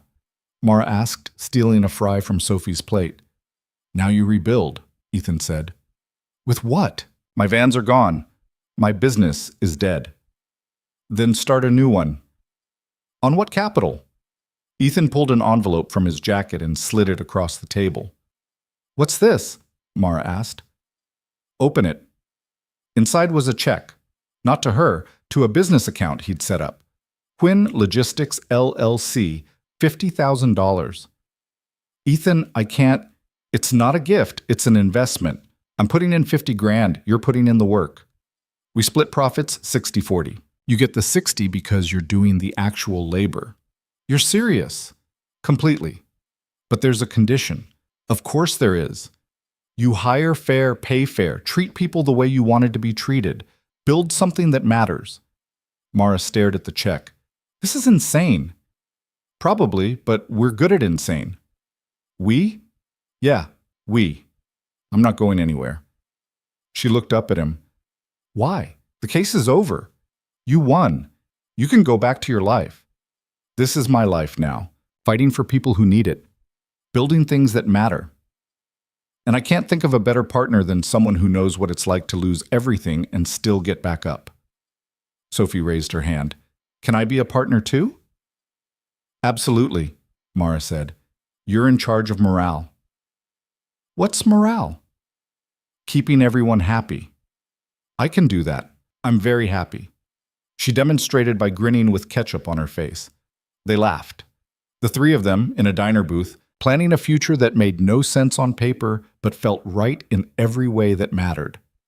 Over the next 6 months, Quinn Logistics grew. Mara bought 2 used vans, inspected thoroughly by Ethan himself, hired a driver, then another, built a reputation for reliability and honesty that spread through Seattle's delivery community.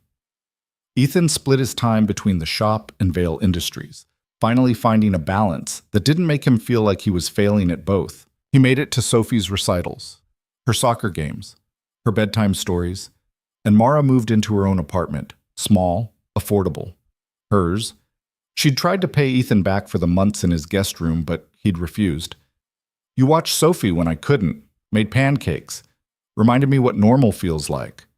That's worth more than rent. They stayed close, not romantic, though there were moments when it could have been. But they'd both learned that some relationships mattered more than labels. What they had was partnership, trust, the knowledge that they'd fought together and won. One Saturday morning, a year after the verdict, Ethan was in his shop when someone knocked on the door.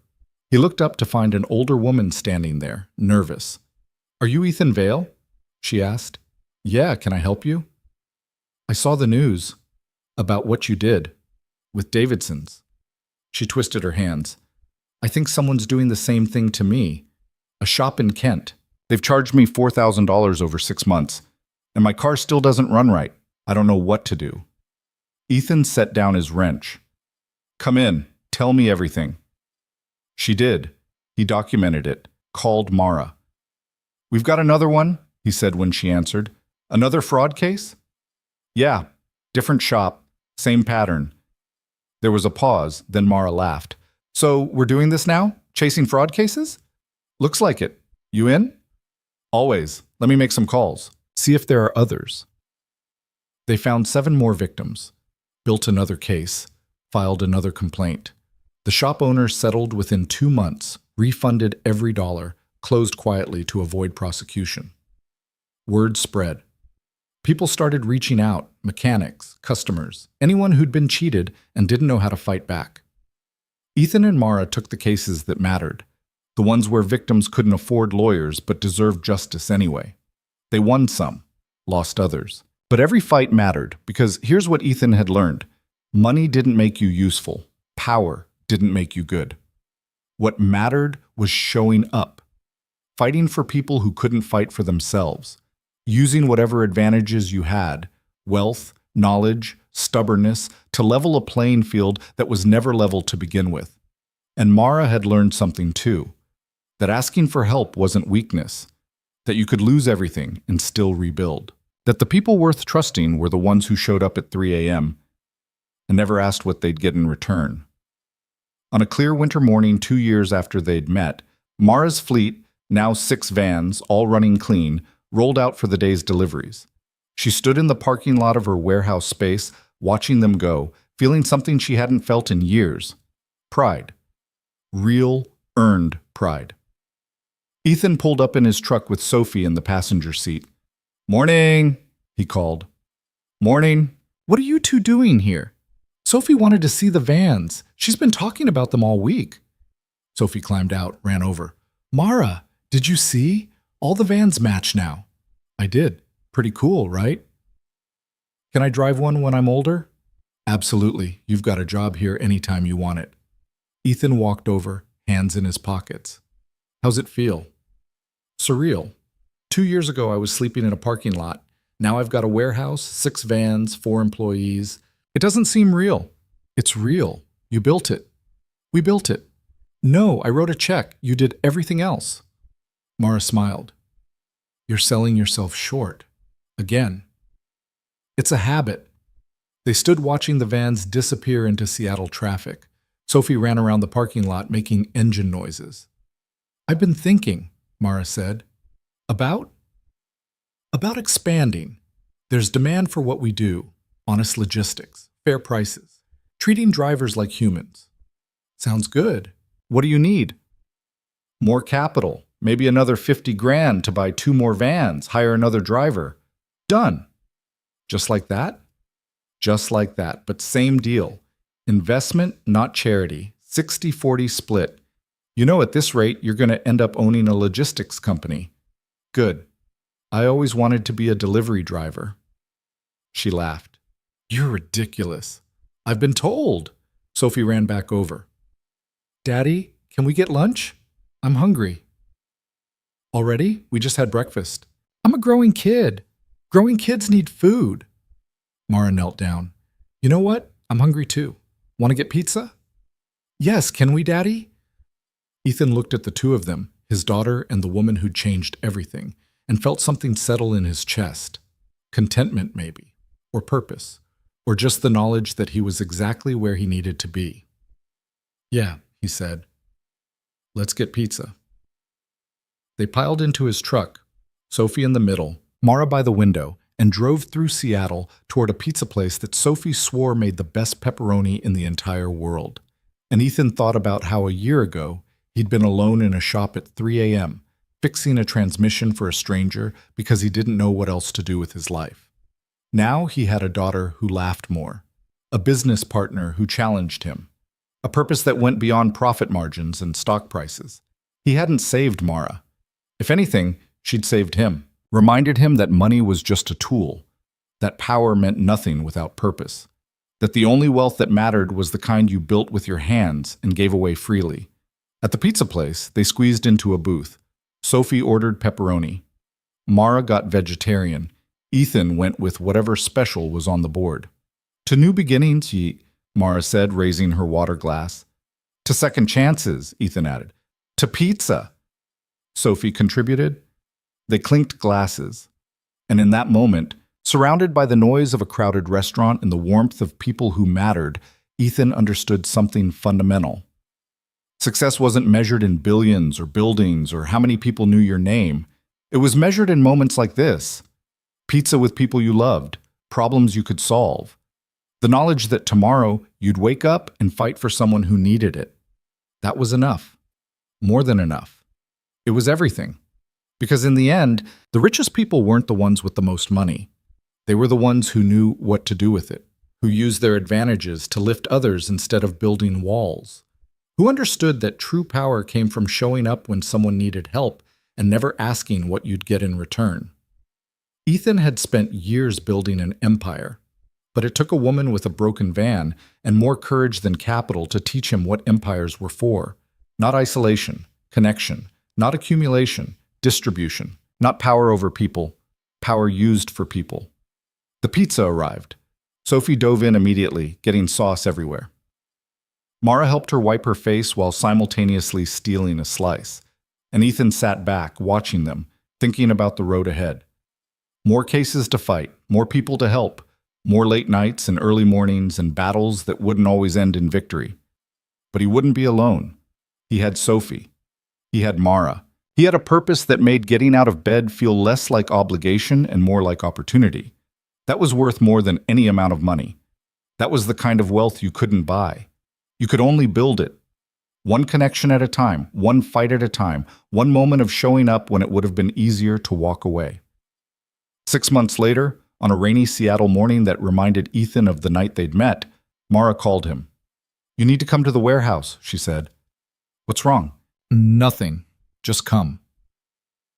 When he arrived, all 6 vans were parked in a line, and standing in front of them was Mara, holding a clipboard and wearing a smile he'd never seen before. What's this? He asked. This is me officially making you a partner, equal shares, 50-50. You've earned it. Mara, we had a deal. And now we have a new deal.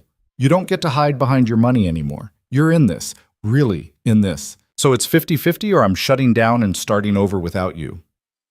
Ethan looked at the vans, at the warehouse, at the business they'd built from nothing.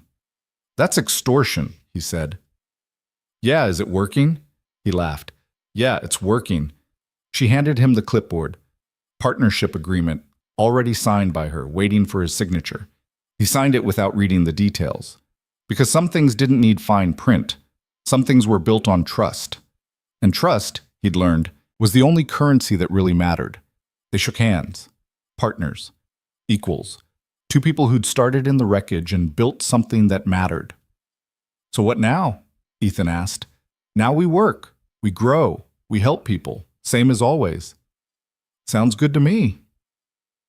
They stood in the rain watching water beat on the vans, and Ethan thought about the journey that had led here. A broken van on a stormy night.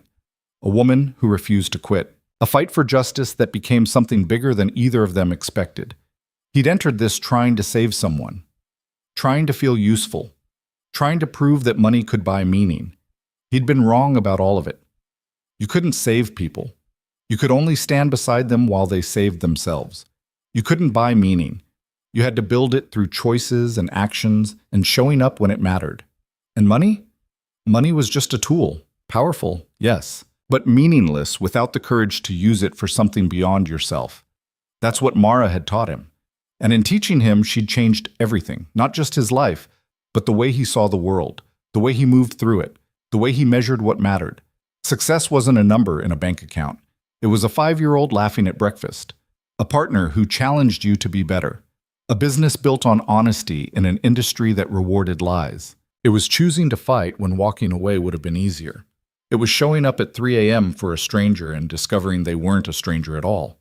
They were the person who'd been waiting to remind you what it meant to be human, to be useful, to be enough.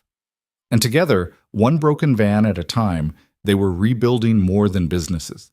They were rebuilding belief in a world where good people could still win, where justice was possible, where showing up mattered. That was their legacy. Not money, not power, just the simple revolutionary act of caring when no one expected you to. And in a world that had forgotten what that looked like, it changed everything.